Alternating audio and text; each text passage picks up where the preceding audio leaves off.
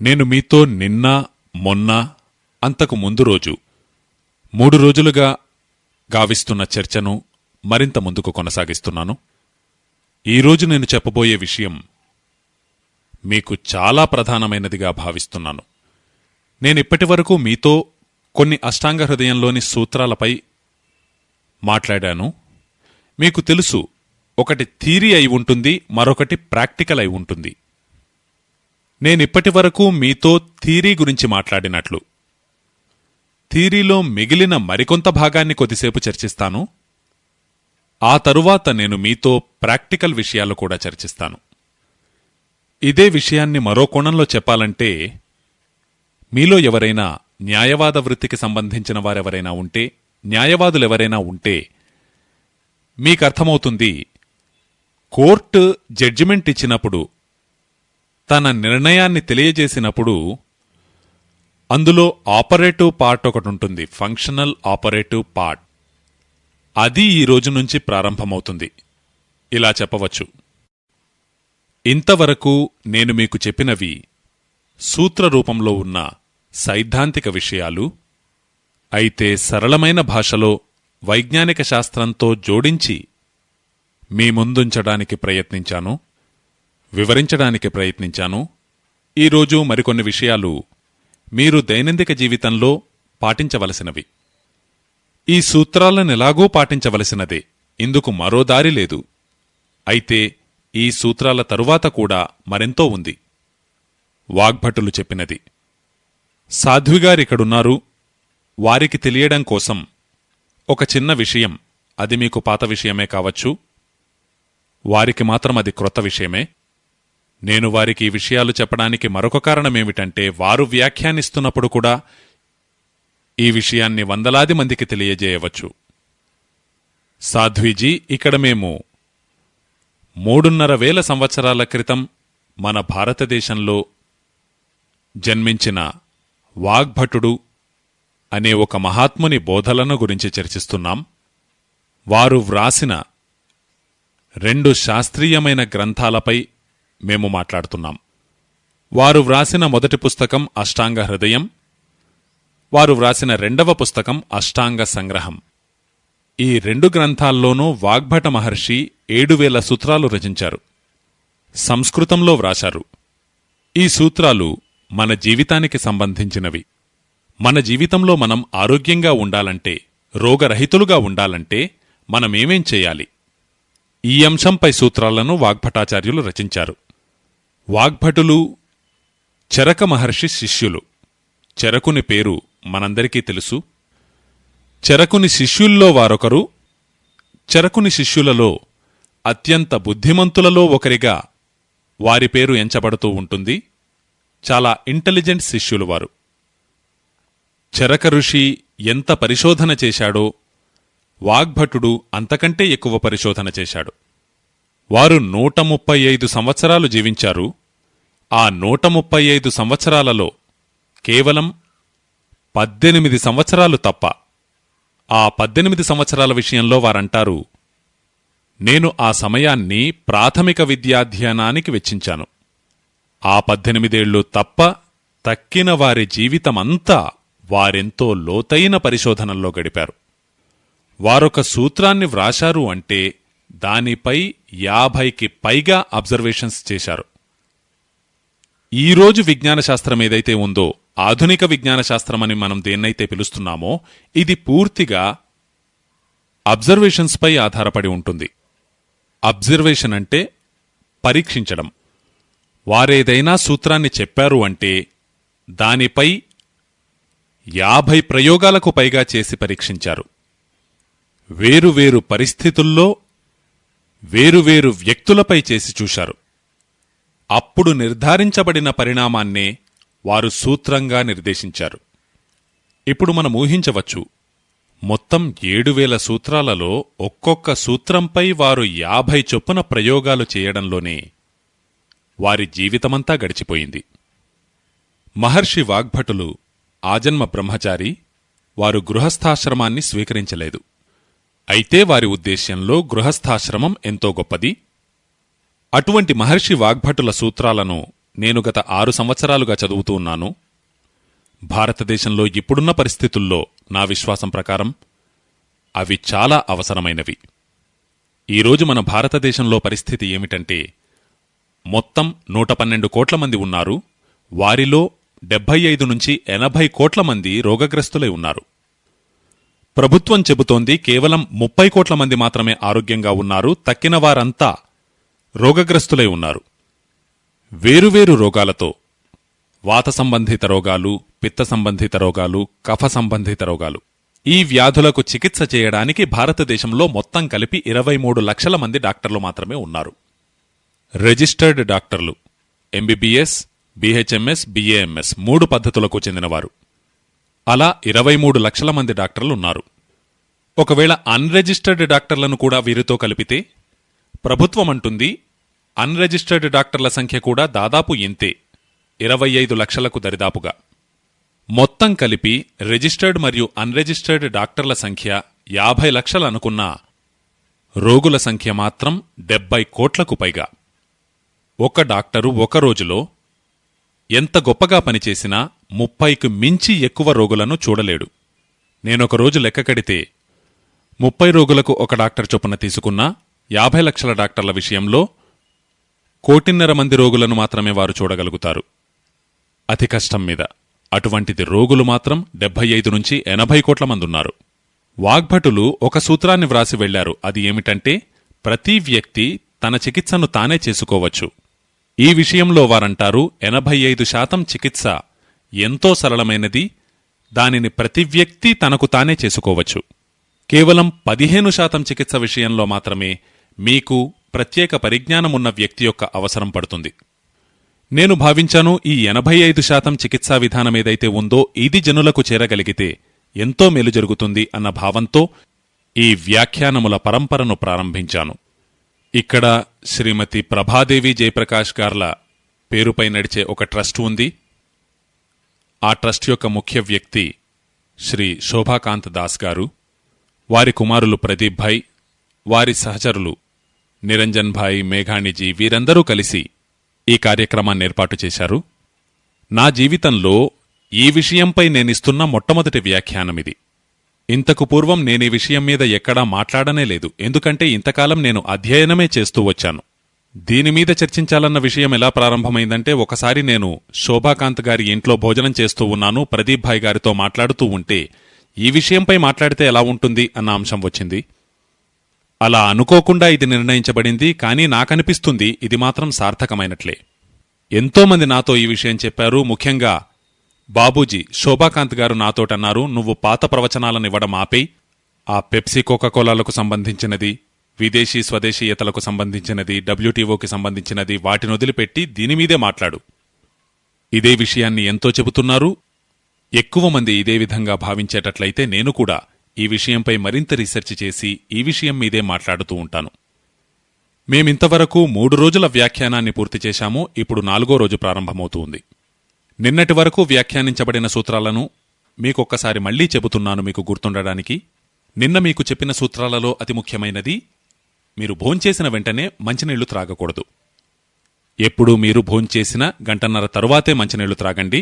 అందుకు కారణాలను నేనెంతో విస్తారంగా వివరించి చెప్పాను. ఆ విషయంపైకి మళ్లీ వెళ్లవలసిన పని లేదు. అది నిన్న చెప్పబడిన మొదటి సూత్రం. 2వ సూత్రం, నీరు ఎప్పుడు త్రాగినా గుటక తర్వాత గుటక తీసుకుంటూ త్రాగాలి.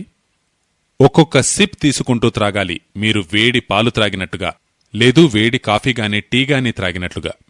దానికి కారణాలను కూడా నిన్న నేను సవివరంగా చర్చించాను. 3వ సూత్రం, మీరు నీళ్లు ఎప్పుడు త్రాగినా చల్లటి నీటిని త్రాగకండి. ఎప్పుడూ గోరువెచ్చని నీటినే, ఎల్లప్పుడూ గోరువెచ్చని నీటినే త్రాగండి. జైన దర్శనంలో కూడా అదే విధమైన నీటిని త్రాగమని చెప్పబడుతూ ఉంది. అది ఎంతో వైజ్ఞానికము. వాగ్భటులు కూడా దాన్ని పరిపూర్ణంగా సమర్థిస్తారు. ఎల్లప్పుడూ గోరువెచ్చని నీటినే త్రాగాలి. మీలో కొందరు ప్రశ్నించారు, వేసవిలో కూడా గోరువెచ్చని నీటినే త్రాగాలా అని. వాగ్భటుల ప్రకారం మాత్రం వేసవిలో కూడా గోరువెచ్చని నీటినే త్రాగాలి. అయితే మరీ ఇబ్బందిగా ఉంటే మాత్రం మట్టి పాత్రలోని నీటిని మీరు వేసవికాలంలో 3-4 నెలలు త్రాగవచ్చు. నిన్న చెప్పబడిన 4వ సూత్రం, నీటిని ఉదయం లేవడంతోటే తప్పకుండా త్రాగాలి. అంటే ప్రాతకాలాన్ని జలంతోటే ప్రారంభించాలి. అందులో నేను చెప్పినట్లుగా నోటిని పుక్కిలించి ఉయ్యకుండా నిద్రలేవడంతోటే నీటిని త్రాగాలి. ఎందుకంటే నేను చెప్పినట్లుగా రాత్రి మీరు పడుకున్న తరువాత నోటిలో తయారయ్యే లాలాజలం చాలా విలువైనది. అందులో ఎన్నో ఔషధీయ గుణాలుంటాయి. జైన దర్శనంలో దీనిని అహింసతో జోడించబడి చెప్పబడింది. అలా నేను చేసి కూడా చూశాను. ఉదయం పూట లాలాజలాన్ని పొరబాటున అయినా మీరేదైనా ఈగమీదగాని, దోమమీదగాని, చీమమీదగాని ఉమ్మివేస్తే అది వెంటనే చనిపోతుంది. ఉదయం పూట లాలాజలాన్ని మీరేదైనా చీమమీదగాని, పురుగుమీదగాని ఉమ్మివేస్తే అది వెంటనే చనిపోతుంది. ఎందుకంటే అందులోని ఔషధీయ గుణాలు చాలా ప్రబలంగా ఉంటాయి ఉదయం పూట. ఇలా జైన దర్శనం దీనిని అహింసతో జోడిస్తే, వాగ్భటుడు దీనిని దేహ ఆరోగ్యంతో జోడించి చెప్పాడు. ఈ 4 సూత్రాలు నిన్న మీకు చెప్పాను. ఇవి చాలా ఫంక్షనల్, ఇంకా ఆపరేటివ్. దీనికి ముందు 5 సూత్రాలను అంతకుముందు 2 రోజుల్లో నేను చెప్పాను. రాబోయే రోజుల్లో బహుశా ఒక్కరోజు నేను చెప్పిన సూత్రాలన్నిటినీ మళ్లీ తెలియజేస్తాను, మీరు వాటిని మరిచిపోకుండా గుర్తుపెట్టుకునే విధంగా. ఇక తరువాతి సూత్రాలు. నిన్నటి సూత్రాన్ని ముందుకు కొనసాగిస్తూ తరువాతి సూత్రం చెబుతున్నాను. వాగ్భటులు చాలా లోతైన విషయాన్ని చెబుతారు. ఈరోజు మన మధ్యలో సాధ్వీజీ ఉండడం వల్ల ఈ విషయాన్ని చెప్పడం నాకు మరింత ఉపయోగకరంగా అనిపిస్తూ ఉంది. నేను నిజానికి రేపు చెబుదామనుకున్నాను, కాని ఈరోజే చెబుతున్నాను. వాగ్భటులంటారు, మీరు ఎప్పుడు భోంచేసినా భోజనం చేసే సమయాన్ని నిర్ధారించుకోవాలి. ఎప్పుడు పడితే అప్పుడు ఏది పడితే అది తినడం కాదు. మన ఈ శరీరం ఎప్పుడు పడితే అప్పుడు ఏది పడితే అది తినడానికి అనువైనది కాదు. ఈ జఠరం ఉంది కదా, మీకు చెప్పినట్లుగా అందులో అగ్ని ఉంటుంది, అది ప్రదీప్తమవుతూ ఉంటుంది. వాగ్భటులంటారు, జఠరంలోని అగ్ని బాగా తీవ్రంగా ఉన్నప్పుడు మీరు భోజనం చేస్తే మీరు చేసిన భోజనంలోని ఒక్కొక్క అన్నము పరిపూర్ణంగా పచనమవుతుంది. అలా పచనమైన అన్నం రసంగా మారుతుంది. ఆ రసం నుంచి మాంసము, మజ్జ, రక్తము, వీర్యము, మలము, మూత్రము, మేద, ఇంకా మీ ఎముకలు ఇవి వృద్ధి చెందుతాయి. కాబట్టి ఎప్పుడు పడితే అప్పుడు ఏది పడితే అది తినకండి. ఇలా తినే అలవాటు భారతీయులది కాదు, యూరోప్ది. యూరోప్లో డాక్టర్లుంటారు. వారంటారు, ఎప్పుడు పడితే అప్పుడు తింటూ ఉండండి, కొద్ది కొద్దిగా తింటూ ఉండండి అని. మన దగ్గర అటువంటి పద్ధతి లేదు. కొద్ది కొద్దిగా తింటూ ఉండడం, ఎప్పుడు పడితే అప్పుడు తింటూ ఉండడం. ఈ రెండింటి మధ్యలో భేదాన్ని మీకు వివరిస్తాను. వాగ్భటులంటారు, భోజనం చేసే సమయాన్ని ఖచ్చితంగా నిర్ధారించుకోండి. ఆ సమయాన్ని కూడా ఎలా నిర్ధారించుకోవాలంటే, ఆ సమయంలో మీ జఠరంలోని అగ్ని ప్రబలంగా ప్రదీప్తమై ఉండాలి. వాగ్భటులు ఈ విషయంలో ఎంతో రీసెర్చ్ చేశారు. వారంటారు, 2-2.5 రీసెర్చ్ తర్వాత వారు ఈ జఠరాగ్ని ఏ సమయాల్లో తీవ్రంగా ఉంటుందో గ్రహించగలిగారు. జఠరాగ్ని ఏ సమయాల్లో బాగా తీవ్రంగా ఉంటుంది. వారంటారు, సూర్యోదయం జరిగిన సమయంలో, సూర్యోదయమైన తరువాత దాదాపు 2.5 గంటల వరకు జఠరాగ్ని చాలా తీవ్రంగా ఉంటుంది. సూర్యోదయం కావడం మీరు చెన్నై ప్రకారం చూసుకుంటే 7 గంటలకనుకోండి. 7 గంటల నుంచి 9:30 గంటల వరకు జఠరాగ్ని చాలా తీవ్రంగా ఉంటుంది. బహుశా ఇదే సూత్రంపై నేను అరుణాచల ప్రదేశ్లో చెబుతూ ఉంటే అక్కడి సమయం 4 నుంచి 6:30 వరకు కావచ్చు. ఎందుకంటే అరుణాచల ప్రదేశ్లో సూర్యోదయం 4 గంటలకే జరుగుతుంది. అదే సిక్కింలో మాట్లాడుతుంటే మరో 15 నిమిషాలు ముందే మొదలవుతుంది. ఇదే విషయాన్ని నేను గుజరాత్లో మాట్లాడుతూ ఉంటే సమయం కొద్దిగా మీకంటే వేరుగా ఉండవచ్చు. ఇది సూర్యోదయానికి సంబంధించినది. ఈ విషయంపై శ్రద్ధ వహించండి.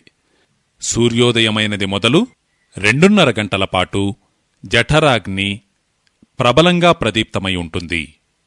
అందుకే వాగ్భటులు ఈ సమయంలో అత్యధికంగా భోజనం చేయమని చెబుతారు.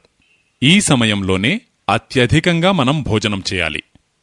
వారు చివరికి ఎంతవరకు చెబుతారంటే 9:30 లోపే వీలైతే లంచ్ పూర్తి చేయాలి. 9:30 లోపే లంచ్ చేయాలి అంటే బ్రేక్ఫాస్ట్ మాయం. అల్పాహారాన్ని మాని నేరుగా భోజనం చేయాలి. అంతవరకు వారు చెబుతారు.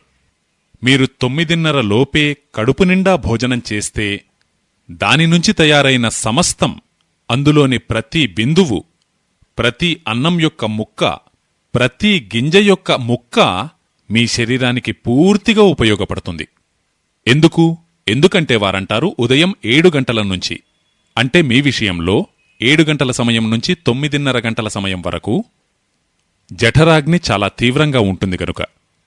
వాగ్భటులు మరొక రీసెర్చ్ కూడా చేశారు.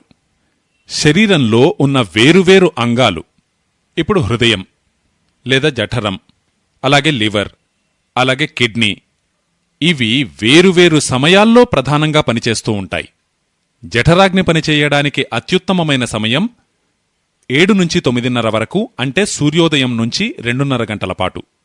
అదేవిధంగా హృదయం, గుండె అత్యంత సమర్థంగా పనిచేసే సమయం బ్రాహ్మీ ముహూర్తం కంటే 2:30 గంటల ముందు. బ్రహ్మముహూర్తం అంటే మీకు తెలుసు కదా, 4, 4:30. కనుక 2, 2:15, 2:30 నుంచి 4 గంటల వరకు హార్ట్ చాలా ఎక్కువగా క్రియాశీలంగా ఉంటుంది. హార్ట్అటాక్లు ఎక్కువగా అదే సమయంలో వస్తుంటాయి. మీరు ఏ డాక్టర్నైనా అడిగి చూడండి.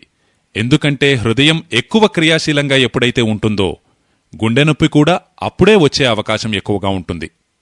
అందుకే 99% హార్ట్అటాక్స్ ఎర్లీ మార్నింగ్స్లోనే వస్తూ ఉంటాయి. ఎందుకంటే హృదయం ఆ సమయంలో అత్యంత క్రియాశీలంగా ఉంటుంది. అలాగే మన లివర్, మన కిడ్నీ, వీటన్నిటి యొక్క పట్టికను నేను తయారు చేశాను. బయట పుస్తకాల్లో ఉంది. ఈ విషయంలో ఎక్కువ విస్తారంగా నేను చెప్పను.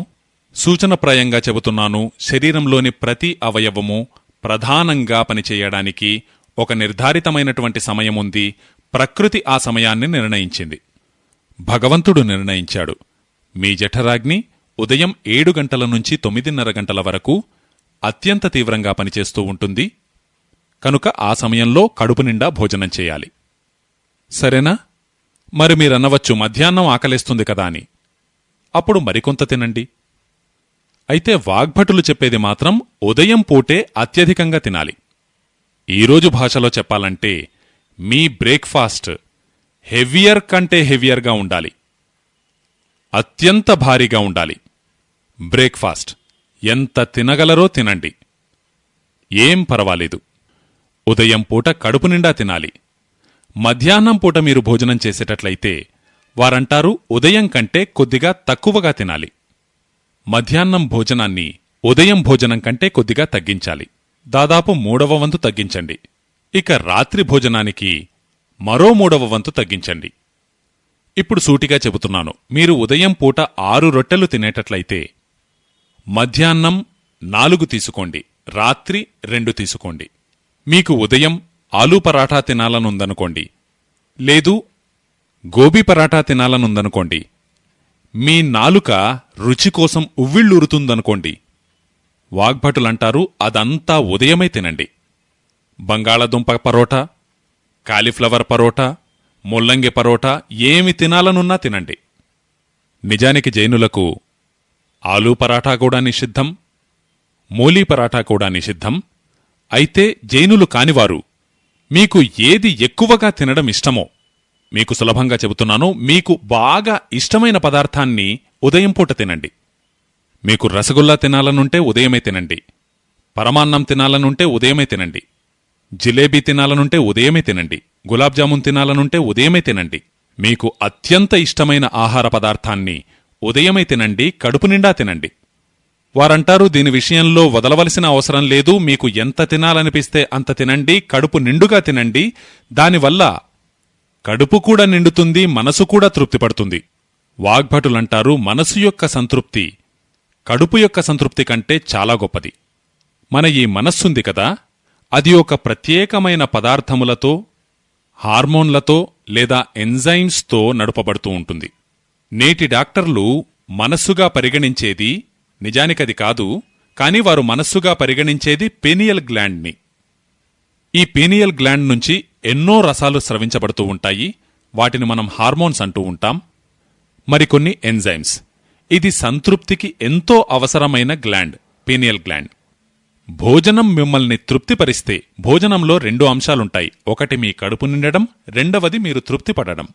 మీరు తృప్తిపడితే ఈ పీనియల్ గ్లాండ్ సక్రియమవుతుంది. శరీరానికి కావలసిన ఎంజైమ్స్ అన్నింటినీ తగుపాళ్లలో స్రవిస్తుంది. భోజనంతో తృప్తి కలుగకపోతే ఈ పీనియల్ గ్లాండ్ అస్తవ్యస్తమవుతుంది. పీనియల్ గ్లాండ్లోని అవకతవకలే శరీరమంతటా ప్రసరిస్తాయి, మీకు రకరకాల రోగాలను కలిగిస్తాయి. మీరు తృప్తిగా భోజనం చెయ్యట్లేదు అంటే ఖచ్చితంగా 10-12 తర్వాత మీకు మానసిక క్లేశం వస్తుంది, రోగాలొస్తాయి. మానసిక రోగాలు చాలా దారుణమైనవి. మీకు షిజోఫ్రెనియా రావచ్చు, డిప్రెషన్ రావచ్చు. మీకు అటువంటి ఎన్నో రోగాలు కలగవచ్చు. వాగ్భటులంటారు, మీరు భోజనం చేస్తూ తృప్తి పడకపోతే మీకు 27 రకాల వ్యాధులు రావచ్చు. వాటన్నిటి పూర్తి పట్టిక ఉంది, అది పుస్తకంలో ఇచ్చాను. ఎప్పుడైనా భోజనం చేస్తే కడుపెలాగు నిండాలి, మనసు కూడా తృప్తిపడాలి.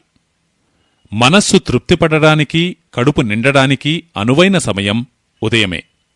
వాగ్భటుని ఈ సూత్రాన్ని నేను నలుదిశలా పరిశీలించి చూస్తే ఒక్క మనిషి తప్ప జీవరాశులన్నీ కూడా ఈ సూత్రాన్ని పాటిస్తూ ఉన్నాయి. ఒక్క మనిషి తప్ప. ఎందుకంటే మనిషిని మూర్ఖుడుగా భావిస్తాను నేను. నిజానికి మనిషి తనను తాను తెలివిగలవాడిగా భావిస్తూ ఉంటాడు. అసలు విషయమేమిటంటే మనిషి కంటే ఈ సమస్త జీవరాశులు ఎంతో తెలివిగలవి. మీరు పిచ్చుకలను చూడండి. పిచ్చుకలు, ఏ విధమైన పిచ్చుకలైనా సూర్యోదయం కావడంతోటే అవి భోజనాన్ని ప్రారంభిస్తాయి. ఇంకా కడుపు నిండా తింటాయి. దాదాపు 6 గంటలకల్లా మీరు రాజస్థాన్లో గాని గుజరాత్లో గాని బయటికి వెళ్లి చూస్తే అవన్నీ భోజనం చేయడమనే పనిలో పూర్తిగా నిమగ్నమై ఉంటాయి. బాగా ఉత్సాహంగా తింటాయి. కడుపు నిండిన తరువాత 4 గంటల తరువాతే నీళ్లు త్రాగుతాయి. మధ్యాహ్నమే నీళ్లు త్రాగుతాయి. అలాగే ఆవును చూడండి. ఉదయం లేవడంతోటే, సూర్యోదయం కావడంతోటే ఆవు తినడం మొదలుపెడుతుంది. గేదెలు తినడం మొదలుపెడతాయి. మేకలు, గుర్రాలు, గాడిదలు అన్నీ ఉదయం లేవడంతోటే తినడం మొదలుపెడతాయి. కడుపు నిండా తింటాయి, ఉత్సాహంగా తింటాయి. తరువాత మధ్యాహ్నం విశ్రాంతినిస్తాయి. ఈ జీవరాశులన్నీ, ఈ జంతువులన్నీ, మీరు పామును చూసినా, తేలును చూసినా, పురుగులను చూసినా, చీమలను చూసినా, జంతువులన్నీ, జీవరాశులన్నీ కంటికి కనిపించేవి, కంటికి కనిపించనివి, అవన్నీ భోజనం చేసే సమయం సూర్యోదయమయ్యే సమయమే. సూర్యోదయం అవ్వడంతోటే ఇవి భోజనం చేస్తాయి. అందుకే ఇవి మనకంటే ఎంతో ఆరోగ్యంగా ఉంటాయి. నేను మీతో ఎన్నోసార్లు చెప్పాను, మీరు నవ్వుతూ ఉంటారు గాని, ఏ పిచ్చుకకు డయాబెటీస్ రాదు, ఏ కోతికి హార్ట్అటాక్ రాదు. శరీర నిర్మాణంలో కోతి మనకు దగ్గరగానే ఉంటుంది కదా. కోతికి మనకు ఉన్న ఒకే ఒక తేడా ఏమిటంటే దానికి తోక ఉంది, మనకు లేదు. తక్కినదంతా ఒకటే. మీ గుండె కోతి యొక్క గుండె, మీ లివర్ కోతి యొక్క లివర్, మీ కిడ్నీ కోతి యొక్క కిడ్నీ, అంతా సమానమే. తల్లి గర్భాశయము, ఆడకోతి గర్భాశయము అంతా సమమే. ఒక్క తోక మాత్రమే లేదు, అంతే. మరి అటువంటిది ఆ కోతులకు డయాబెటీస్ రాదు, ఆర్థరైటిస్ రాదు, ఏమీ రాదు. నాకు చాలా దగ్గరి స్నేహితుడు ఒక ఆయన ఉన్నారు, డాక్టర్ రవీంద్రనాథ్ షాన్బాగ్. వారు కర్ణాటకలో ఉంటారు. కర్ణాటకలో ఉడుపి అన్న చోట ఉంటారు. వారు ఎంతో గొప్ప ప్రొఫెసర్, మెడికల్ కాలేజీలో పనిచేస్తారు. వారొక లోతైన రీసెర్చ్ చేశారు. వారన్నారు, నేను 15-16 సంవత్సరాల పాటు ఒక గంభీరమైన రీసెర్చ్ చేశాను కోతికి రోగం తెప్పేయడానికి. ఎందుకంటే వారెంతోమంది శాస్త్రజ్ఞుల దగ్గర విని ఉన్నారు కోతికెప్పుడూ రోగం రాదని. జబ్బు పడితే అది ఎలాగూ చనిపోతుంది కదా, ఇక బ్రతికి ఉండదు. ఇలా కోతికి జబ్బు తెప్పించడానికి తాను రకరకాలైన వైరసు, బ్యాక్టీరియా కోతిలోనికి ఎక్కించడానికి ప్రయత్నించారు. ఒక్కోసారి ఇంజెక్షన్ ద్వారా, మరొకసారి రకరకాల పద్ధతుల ద్వారా.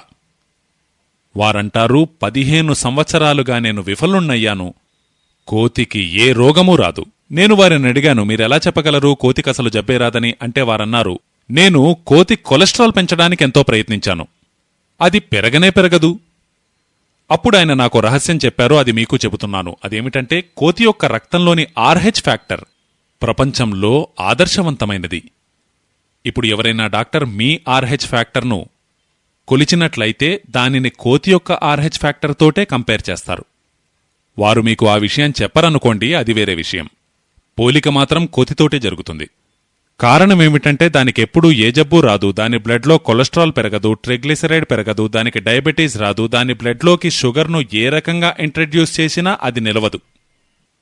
ఆ ప్రొఫెసర్ గారంటారు, బాబూ దీనంతటికీ ఒకటే కారణం, కోతి ఉదయం పూటే కడుపు నిండా తింటుంది, మనిషి అలా తినడు. ఆ ప్రొఫెసర్ రవీంద్రనాథ్ షాన్బాగ్ తన రోగులు కొందరికి చెప్పారు, మీరు కోతిలా భోంచేసి చూడండి, అంటే ఉదయమే కడుపు నిండా తినండి. ఆయనకెంతోమంది రోగులున్నారు. ఆ రోగులు చెబుతారు, వారు ఉదయమే కడుపు నిండా తినడం ఎప్పటినుంచైతే మొదలుపెట్టారో వారిలో కొందరికి డయాబెటీస్ అంటే షుగర్ తగ్గింది, కొందరికి కొలెస్ట్రాల్ తగ్గింది, కొందరికి మోకాళ్ల నొప్పులు తగ్గాయి, కొందరికి నడున్నొప్పి తగ్గింది, మరికొందరికొకటి ఇంకొందరికొకటి, కొందరికి గ్యాస్ తయారవడం ఆగిపోయింది, కడుపులో మంట తగ్గిపోయింది, మంచి నిద్రపడుతూ ఉంది, వగైరా వగైరా. అన్ని రకాల ఇంప్రూవ్మెంట్స్ జరిగాయి. అందుకే వారి విషయాన్ని గొంతు చించుకుని మరీ చెబుతారు. ఇదే విషయాన్ని 3,500 సంవత్సరాల క్రితం వాగ్భటులు చెప్పారు. ఉదయం పూట భోంచేయడం చాలా మంచిది. అందుకే ఉదయమే బాగా తినండి, కడుపు నిండా తినండి, మీకు అత్యంత ఇష్టమైన పదార్థాలన్నీ ఉదయమే తినండి. అలాగే ఉదయం పూట భోజనం యొక్క సమయాన్ని కూడా ఫిక్స్ చేసుకోండి. ఆ సమయం దేన్ని బట్టి నిర్ధారించుకోవాలో నేను చెప్పాను. సూర్యోదయమైన తరువాత 2:30 గంటల వరకు, అంటే 9:30 వరకు, మహా అంటే 10 గంటల లోపు మీ భోజనం అయిపోవాలి.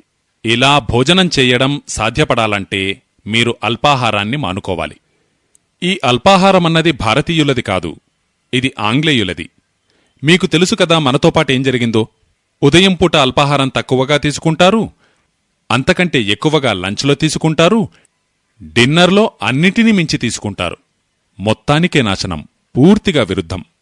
వాగ్భటులు చెప్పేదాని ప్రకారం ఉదయం ఎక్కువగా తినాలి, మధ్యాహ్నం అంతకంటే తక్కువగా తినాలి, సాయంత్రం మధ్యాహ్నం కంటే కూడా తక్కువగా తినాలి. మనమందుకు పూర్తిగా విరుద్ధంగా ప్రవర్తిస్తూ ఉన్నాం.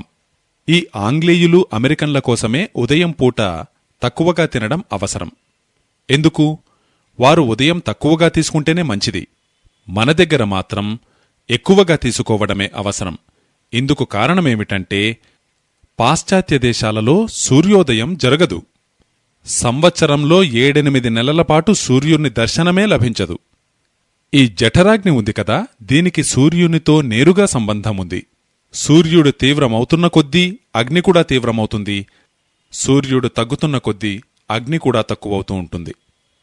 యూరోప్ అమెరికాలలో సూర్యోదయం జరగదు. సంవత్సరంలో 7-8 నెలలు మంచు కురుస్తూ ఉంటుంది. -40 డిగ్రీస్ ఉష్ణోగ్రత ఉంటుంది. అక్కడ సూర్యుడు లేకపోవడం వల్ల జఠరంలో అగ్ని ఎక్కువగా ఉండదు. అందుకే ఉదయం పూట వారెక్కువగా తీసుకోలేరు. వారు ఉదయమే ఎక్కువగా భోంచేస్తే వారికెన్నో సమస్యలొస్తాయి. అందుకే నేను మొదటి రోజే ఒక సూత్రం చెప్పాను. మన పరిస్థితులు, మన శీతోష్ణ స్థితి, మన వాతావరణము, దీనిని దృష్టిలో ఉంచుకునే మనం ప్రవర్తించాలి. కాబట్టి మీ దేశం యొక్క శీతోష్ణ స్థితిని అనుసరించి ప్రతిరోజూ ఉదయం సూర్యుడు ఉదయిస్తాడు, తప్పకుండా ఉదయిస్తాడు, తరువాత రోజు కూడా ఉదయిస్తాడు. కోట్ల సంవత్సరాల నుంచి ఉదయిస్తూ ఉన్నాడు, రాబోయే కొన్ని కోట్ల సంవత్సరాల వరకు కూడా ఉదయిస్తాడు. అందుకే భారతదేశంలో every morning is good morning. అన్ని ప్రాతకాలములు శుభోదయాలే. యూరోప్ వాసులు పరితపిస్తూ ఉంటారు సూర్యోదయం కోసం. అక్కడ ఉదయం శుభకరంగా జరుగదు. అందుకే ప్రతి ఒక్కరిని విష్ చేస్తూ ఉంటారు. May I wish you to have a good morning. అందుకే వారికి ఈ గుడ్ మార్నింగ్ విషెస్ అవసరం. మనకు మాత్రం ప్రతి మార్నింగ్ గుడ్ మార్నింగే. మరి ఇంకా మనం గుడ్ మార్నింగ్లో ఎందుకు చిక్కుకుని ఉండడం? గుడ్ మార్నింగ్ నుంచి బయటికి రండి, నమస్కారంలోకి రండి, నమస్కార్లోకి రండి, వణక్కంలోకి రండి. ఈ గుడ్ మార్నింగ్ మీకు తగినది కాదు. నిజానికి గుడ్ మార్నింగ్ అనేటువంటిది మీ పొట్టకు సంబంధించినది. సూర్యోదయం ఎంత బాగా జరిగితే జఠరాగ్ని కూడా అంతే తీవ్రంగా ఉంటుంది. అంతే చక్కగా మీరు ఉదయం పూట భోంచేయాలి. అందుకే వారంటారు, ఉదయం పూట మీరు కడుపు నిండుగా భోంచేయండి. అంటే అల్పాహారాన్ని లంచ్గా మార్చండి. సరేనా? 9:30 లోపు, మహా అంటే 10 గంటల లోపు. ఇక మీరీ విషయంలో తర్కాలు కుతర్కాలు ఉపయోగించకండి. మేము ఆఫీస్కు వెళ్ళాలి, మేము వ్యాపారానికి వెళ్ళాలి, మేము లోక వ్యవహారాలన్నీ చూసుకోవాలి అంటే ఇవన్నీ ఎందుకోసం? ఈ పొట్ట కోసమే కదా. ఈ లోక వ్యవహారాలన్నీ మీరు చేస్తున్నదెందుకు? ఈ పొట్ట కోసమే కదా. ఈ పొట్టను ఆరోగ్యవంతంగా ఉంచుకోవడానికే వాగ్భటాచార్యులంటున్నారు, దీనిని నువ్వు సక్రమంగా చూసుకుంటే ఇక లోక వ్యవహారాలన్నీ చక్కబడతాయి. ఇది పోతే ఇక లోక వ్యవహారాలన్నీ చక్కబరుచుకుని చేసేదేమిటని? మీకు పొట్ట సరిగా లేదు, ఆరోగ్యం సరిగా లేదనుకోండి, మీరు 10,000 కోట్లు సంపాదించవచ్చు. ఏం చేస్తారు? డాక్టర్కే ఇస్తారు కదా. ఆ డాక్టర్కిచ్చే బదులు ఏ గోశాల వారికో ఇవ్వండి. పొట్టను దృఢంగా ఉంచుకోండి. మీ పొట్ట చక్కగా ఉంది అంటే మీ లోకం చక్కగా ఉంటుంది. ఇది మీరు గుర్తుంచుకోండి. అందుకే పొట్టను ఆరోగ్యంగా ఉంచుకోవడానికి వాగ్భటులంటారు, ఉదయం పూట కడుపు నిండుగా తినండి, అంటే మీరు ఇంటి నుంచి బయటికి వెళ్ళడానికి ముందే కడుపు నిండా భోంచేసి వెళ్ళండి. మధ్యాహ్నం 12 నుంచి 1 గంట మధ్యలో జఠరాగ్ని యొక్క తీవ్రత తగ్గడం మొదలవుతుంది. అందుకే ఆ సమయంలో కొద్దిగా తేలికపాటిగా తీసుకోండి. అంటే ఉదయం పూట ఎంతైతే భోంచేశారో అంతకంటే కొద్దిగా తక్కువగా తీసుకోవాలి. ఏమీ తినకపోయినా మరీ మంచిదే. కేవలం పళ్ళు తీసుకున్నా, జ్యూస్ త్రాగినా, పెరుగు తీసుకున్నా, మజ్జిగ తీసుకున్నా, ఇటువంటివేది చేసినా పర్వాలేదు. తిరిగి సాయంత్రం భోంచేయండి. సాయంత్రం విషయంలో వాగ్భటులంటారు, మీరొక విషయం గమనించే ఉంటారు. ప్రకృతి నుంచి మనమది తప్పకుండా నేర్చుకోవలసిన విషయం. దీపం నూనె నిండుగా ఉన్న దీపాన్ని వెలిగించి చూడండి. మొదట్లో అది ఎక్కువ ప్రకాశంతో వెలుగుతుంది. అలాగే చిట్ట కూడా ఎక్కువ ప్రకాశంతో వెలుగుతుంది. అంటే దీపం ఆరిపోయే ముందు ఎక్కువ ప్రకాశంతో వెలుగుతుంది. పొట్ట నియమం కూడా ఇదే. జఠరాగ్ని ఉదయం పూట చాలా తీవ్రంగా ఉంటుంది. అలాగే సాయంత్రం సూర్యాస్తమయమయ్యే సమయంలో కూడా తీవ్రంగానే ఉంటుంది, చాలా తీవ్రంగా ఉంటుంది. అందుకే సాయంత్రం పూట భోజనం సూర్యుడు ఉండగానే చెయ్యమంటారు. సూర్యుడు అస్తమించాడు అంటే అగ్ని కూడా చల్లారినట్లే. ఎలాగూ జైన దర్శనంలో రాత్రిపూట భోజనాన్ని నిషేధించారు. వాగ్భటులు చెప్పేది అదే. చెప్పే విధానం వేరు అంతే. మీరు అహింస గురించి చెబుతారు, వారు ఆరోగ్యం గురించి చెప్పారు. వారంటారు, ప్రపంచంలో ఏ జీవి సాయంత్రం పూట భోజనాన్ని సూర్యుడు అస్తమించిన తరువాత చెయ్యదు. ఆవుకు తినిపించి చూడండి, అది తినదు. గేదె కూడా తినదు. తినిపించి చూడండి, మేక కూడా తినదు. గాడిదకు తినిపించి చూడండి, గాడిద కూడా తినదు. అటువంటిది మీరు తింటున్నారు అంటే మిమ్మల్ని మీరు కంపేర్ చేసుకుని చూసుకోండి, ఎవరితో పాటున్నారు మీరు. ఏ జీవరాశిగాని జంతువుగాని సూర్యుడు అస్తమించిన తరువాత తినవు. మరి మీరెందుకు తినడం? వాగ్భటులంటారు, ప్రకృతి యొక్క ఈ నియమాన్ని పాటించండి. అంటే రాత్రి భోజనాన్ని త్వరగా చేసేయండి, సూర్యుడు ఉండగానే. అంటే 5:30-6 గంటలకు మీ దగ్గర సూర్యాస్తమయమవుతుంది. 6-6:30 అదే సమయానికి మీరు భోజనం చేయండి. సూర్యుడు అస్తమించడానికి ముందు. ఎంత ముందు? వాగ్భటులు దానికి చెందిన క్యాల్క్యులేషన్ చెప్పారు, 40 నిమిషాల ముందు. చెన్నైలో సూర్యాస్తమయమయ్యే సమయమేమిటో కనుక్కోండి. 7 గంటలకు సూర్యాస్తమయం జరుగుతోందనుకోండి. అప్పుడు 6:20 6 గంటలకే సూర్యాస్తమయమయ్యేటట్లయితే 5:20 మీరు భారతదేశంలో ఏ మూలకు వెళ్లినా సూర్యాస్తమయం కావడానికి 40 నిమిషాల ముందే భోజనం చేయాలి. కనుక సాయంత్రం పూట భోజనాన్ని సూర్యాస్తమయానికి 40 నిమిషాల ముందు చేయాలి. పగలు సూర్యోదయం జరిగిన తరువాత 2:30 గంటలలోపు చేయాలి. 2 సమయాల్లోనూ కడుపు నిండా తినండి. మరి మీరిప్పుడు అడగవచ్చు, మరి రాత్రికేమిటి? రాత్రి గురించి వాగ్భటులంటారు, రాత్రికి సరిపడేది ఒక్కటే. రాత్రిపూట మీరేదైనా ద్రవ పదార్థం తీసుకోవచ్చు. వాటిలో అన్నిటికంటే ఉత్తమమైనది పాలు. సాధ్విగారు అది కూడా తీసుకోరు, సాధువులైతే అది కూడా తీసుకోరు. కానీ మీరు గృహస్థులు గనుక ఆ మాత్రం సడలింపు మీరు చేసుకోవచ్చు. వాగ్భటులంటారు, సాయంత్రం సూర్యాస్తమయం జరిగిన తరువాత మన కడుపులో జఠరాగ్నికి బదులుగా పాలను పచనం చేసే హార్మోన్సు, ఎంజైమ్సు, రసాలు పుడతాయి. అందుకే వారంటారు, సూర్యాస్తమయం జరిగిన తరువాత సేవించవలసిన ఏకైక పదార్థం పాలు మాత్రమే. అందుకే రాత్రి పాలు త్రాగండి. సాయంత్రం 6 గంటలకు కడుపు నిండా భోంచేయండి. ఉదయం 9:30-10 గంటలకు మీరు కడుపు నిండా భోజనం చేస్తే సాయంత్రం 6 గంటలకల్లా మీకు బాగా తీవ్రంగా ఆకలి ఎలాగూ వేస్తుంది. ఇప్పుడు మీరడగొచ్చు, మరి 6 గంటలకు మేము దుకాణంలో కూర్చుని ఉంటాం కదా అని. మరి బాక్స్ తెప్పించుకోండి. దుకాణానికి బాక్స్ తెప్పించుకోవడం సాధ్యమే కదా. మీరు 6 గంటలకు దుకాణంలో కూర్చున్నా మీ దగ్గరికి డబ్బా రావడం పెద్ద విశేషమేమీ కాదు. మీకు చేతులు జోడించి విన్నవిస్తున్నాను, మీలో ఎవరైనా డయాబెటిక్ పేషెంట్ ఉన్నా, ఆస్థమాటిక్ పేషెంట్ ఉన్నా, ఎవరికైనా వాతానికి చెందిన దారుణమైన రోగాలున్నా ఈ రోజు నుంచే ఈ సూత్రాన్ని పాటించడం ప్రారంభించండి. 3 నెలల తరువాత మీరే మాకు ఫోన్ చేసి చెబుతారు, రాజీవ్ భాయ్, నాకు గతంలో కన్నా ఎంతో బాగుందిప్పుడు అని. నా షుగర్ తగ్గిపోతూ ఉందని, ఆస్తమా మొదటి కంటే తగ్గిపోతూ ఉందని. ట్రైగ్లిసరైడ్ చెక్ చేయించుకోండి. ఆ తర్వాత ఈ సూత్రాన్ని పాటించడం ప్రారంభించండి. 3 నెలల తర్వాత మళ్లీ చెక్ చేయించుకోండి, మొదటి కంటే తక్కువగా ఉంటుంది. VLDL, LDL ఈరోజు చెక్ చేయించుకోండి. 3 నెలల తర్వాత మళ్లీ చెక్ చేయించుకోండి, ఎంతో వేగంగా తగ్గుతాయి. హెచ్డిఎల్ ఈరోజు చెక్ చేయించుకోండి, 3 నెలల తర్వాత మళ్ళీ చెక్ చేయించుకోండి, ఇప్పటికంటే ఎంతో పెరిగి ఉంటుంది. ఈ హెచ్డిఎల్ పెరగవలసిందే, ఎల్డిఎల్ విఎల్డిఎల్ తగ్గవలసినవే. కనుక వాగ్భటులు చెప్పినటువంటి ఈ సూత్రాన్ని మీరు నిజాయితీగా పాటించండి. అది మిమ్మల్ని ఆరోగ్యంగా ఉంచడంలో ఎంతగానో సహకరిస్తుంది. వాగ్భటులంటారు, మీరు భోజనం చేసినప్పుడల్లా ప్రతిసారి కూడా ఒక్క విషయంలో శ్రద్ధ వహించాలి. అదేమిటంటే, గుణము స్వభావములలో ఒకదానికొకటి పరస్పర విరుద్ధంగా ఉండేటువంటి 2 పదార్థములను ఒకేసారి తినకూడదు. 2 విరుద్ధ వస్తువులను ఒకేసారి ఎప్పుడూ తినకూడదు. సరళంగా ఇది సూత్రం. ఇప్పుడు మీరడుగుతారు, మరి మాకు ఆ విరుద్ధ వస్తువులేమిటో వాటి వివరాలు తెలియదు కదా అని. నేను మీకు కొన్ని విరుద్ధ వస్తువుల జాబితాను తెలియజేస్తాను. వాగ్భటుల వారు చెప్పిన డీటెయిల్డ్ జాబితాలో అయితే 103 పదార్థాలుంటాయి. అవి ఒకదానికొకటి పరస్పరం విరుద్ధమై ఉంటాయి. ఇప్పుడు ఆయన మొట్టమొదటగా చెప్పినటువంటి పదార్థములు ఉల్లిపాయ, పాలు. 2 ఒకదానికొకటి బద్ధశత్రువులు. పాలు, ఉల్లిపాయ ఒకేసారి గనక తీసుకుంటే ఎన్నో జబ్బులొచ్చి పడతాయి. అత్యధికంగా వచ్చే వ్యాధులు చర్మ సంబంధమైనవి. మీకు సొరియాసిస్ వస్తుంది, మీకు ఎగ్జిమా వస్తుంది, మీకు గజ్జి వస్తుంది, మీకు దురద పెడుతుంది. మీరు పాలు, ఉల్లిపాయ ఒకేసారి తీసుకునేటట్లయితే ఎప్పుడూ అలా తీసుకోకండి. అలాగే పనసకాయ మీకు తెలుసు కదా, జాక్ ఫ్రూట్.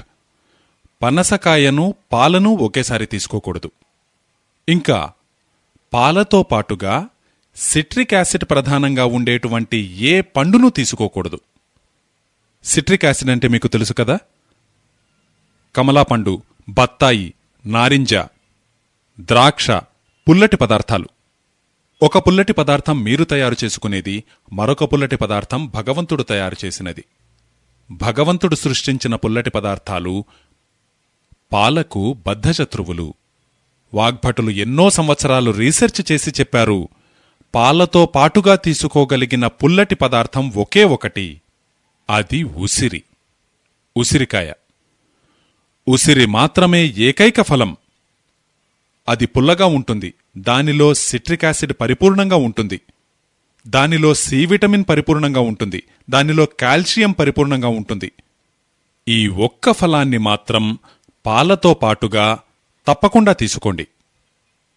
తక్కిన ఏ ఫలమైనా పుల్లగా ఉండేదైతే పాలతో పాటుగా అస్సలు తీసుకోకూడదు. మామిడి పండు కూడా పుల్లగా ఉంటే పాలతో పాటు తీసుకోకూడదు, తియ్యగా ఉంటే తీసుకోవచ్చు. తియ్యటి మామిడి పండు ఇంకా పాల మధ్య స్నేహం చాలా గట్టిగా ఉంటుంది. అయితే పుల్లటి మామిడి పండుతో మాత్రం పాలకు అస్సలు సరిపడదు. తియ్యటి మామిడి పండు, బాగా మగ్గిన తియ్యటి మామిడి పండును మాత్రమే పాలతో పాటుగా తీసుకోవచ్చు.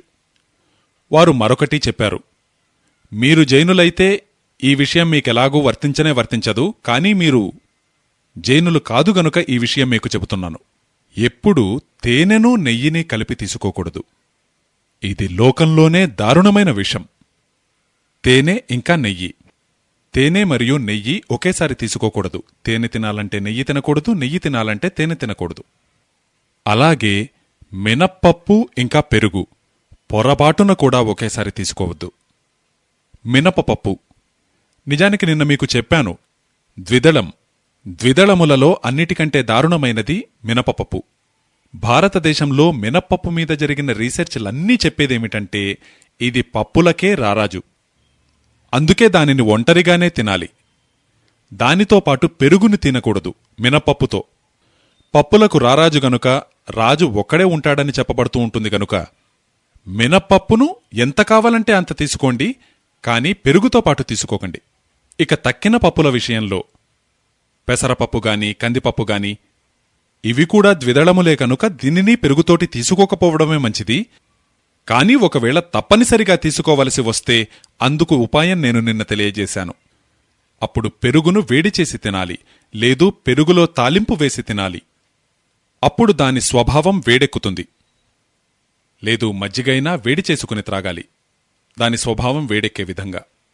కానీ నేను మీకు విన్నవించుకునేదేమిటంటే, మినపప్పుతో మాత్రం పెరుగును తినవద్దు, మజ్జిగను తినవద్దు, తాలింపు వేసిన పెరుగు మజ్జిగ కూడా తినవద్దు.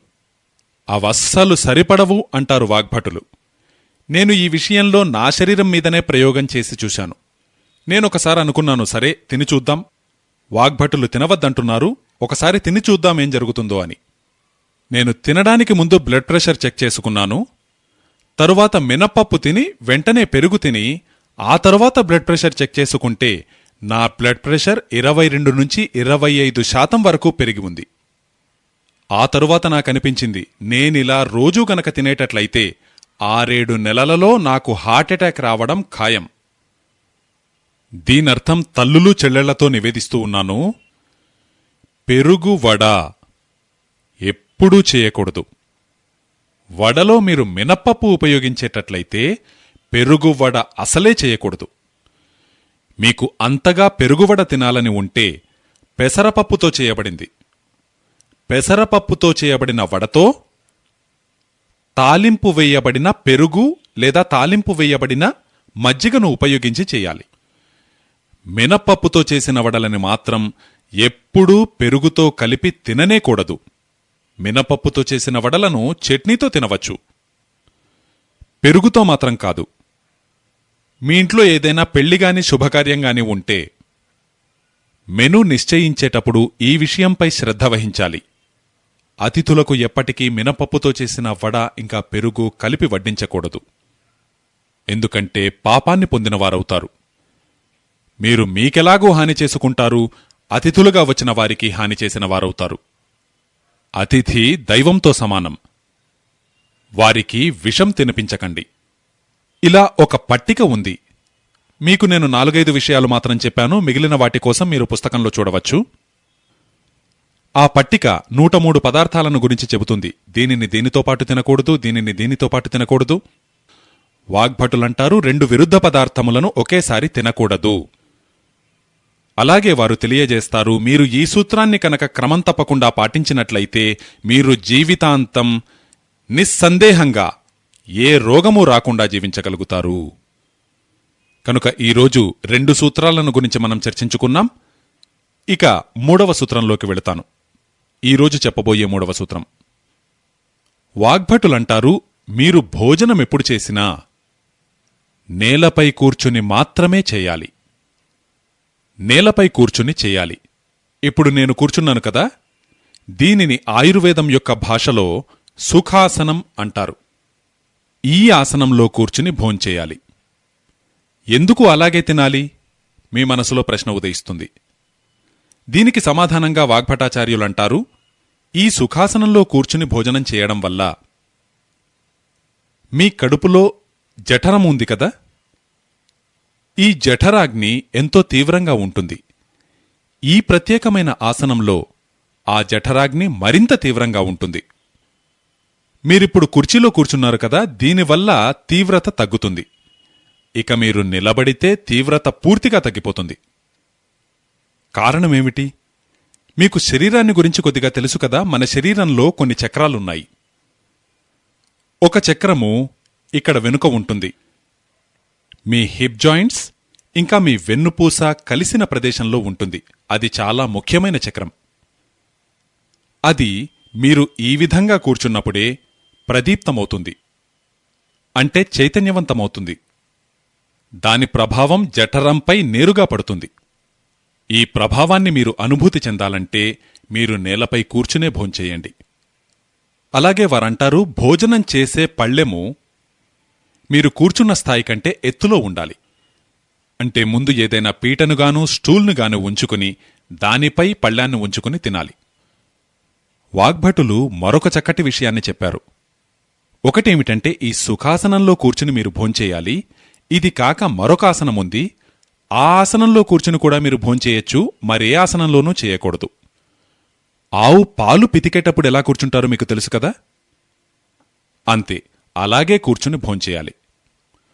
పాలు పితికేటప్పుడు ఎలా కూర్చుంటారో ఆ స్థితిలో కూర్చుని భోంచేయాలి. అయితే ఇది మీకు వర్తించదు. ఎందుకంటే వారు తర్వాత ఒక సూత్రంలో చెబుతారు, ఎక్కువ శారీరక శ్రమ చేసేవారు, శారీరక శ్రమ అధికంగా చేసేవారు అంటే రైతులు, కార్మికులు, వారు ఇలా గొంతుకు కూర్చుని భోంచేయడం చాలా మంచిది. వారలా భోంచేస్తారు కూడా. అంటే వారందరూ వాగ్భటుని అనుచరులే. అయితే మీలా శారీరక శ్రమ తక్కువగా ఉన్నవారు ఈ సుఖాసనంలో కూర్చుని భోంచేయడమే మంచిది. మీరు ఈ రోజు నుంచి ఒక అబ్జర్వేషన్ను ప్రారంభించండి. మీలో ఎవరైతే పొట్ట ముందుకు వచ్చి ఇబ్బంది పడుతున్నారో వారందరూ ఈ ఆసనంలో కూర్చుని భోజనం చేయడం ప్రారంభించండి. 3 నెలల తర్వాత మీరే చూడండి, వారి పొట్ట ముందుకంటే లోనికి వెళ్లి ఉంటుంది గాని ముందుకు రాదు. ఇక ఇలా డైనింగ్ టేబుల్ మీద కూర్చుని తింటుంటే మాత్రం పొట్ట ముందుకి పోతూనే ఉంటుంది. ఎందుకంటే ఆ డైనింగ్ కుర్చీ తయారైంది మీకోసం కాదు, ఆంగ్లేయుల కోసమే.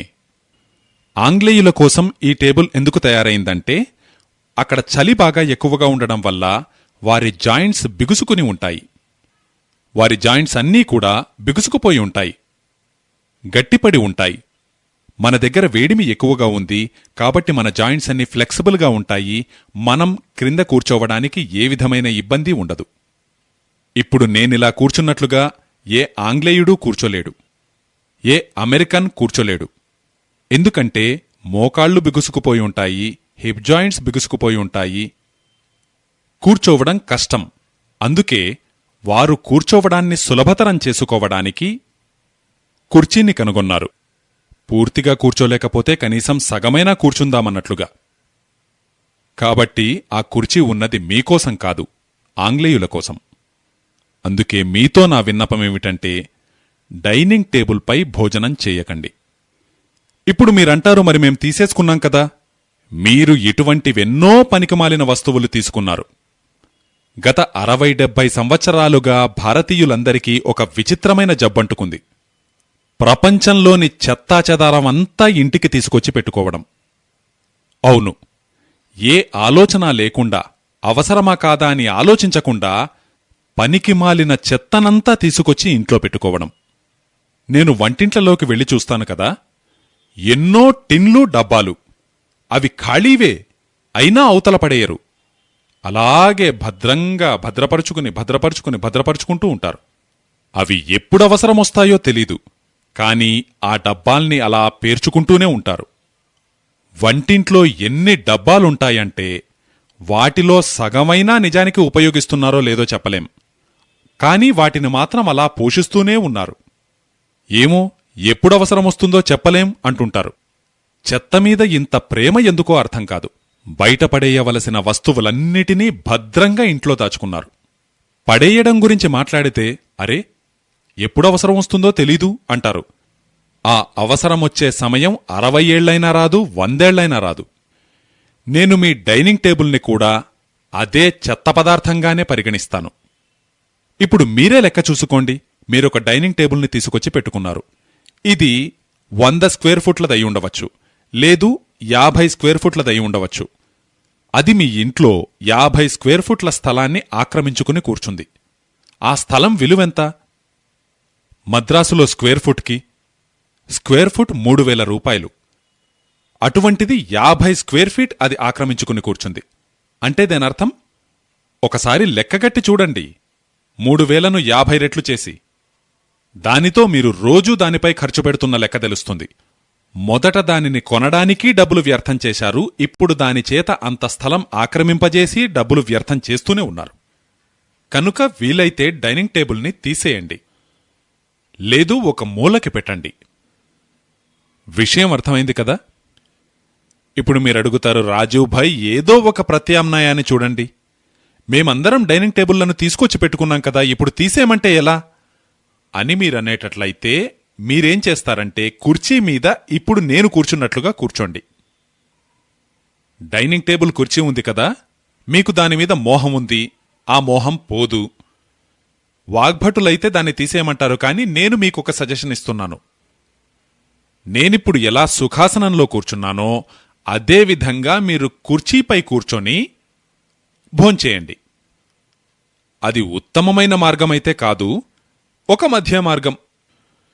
ఎందుకంటే డైనింగ్ టేబుల్ తీసివేయడం అంటే అంత తేలికైన పని కాదు. ఎందుకంటే మనసులో నుంచి అది పోదు. శరీరానికైతే దూరమవుతుంది, కానీ మనసుకది దూరం కాదు. ఎన్నో కష్టాలు పడి ఎన్నో రోజులు డబ్బు కూడబెట్టి తెచ్చిన వస్తువది. ఇప్పుడు దానిని తీసేయమంటే మనసొప్పదు కదా.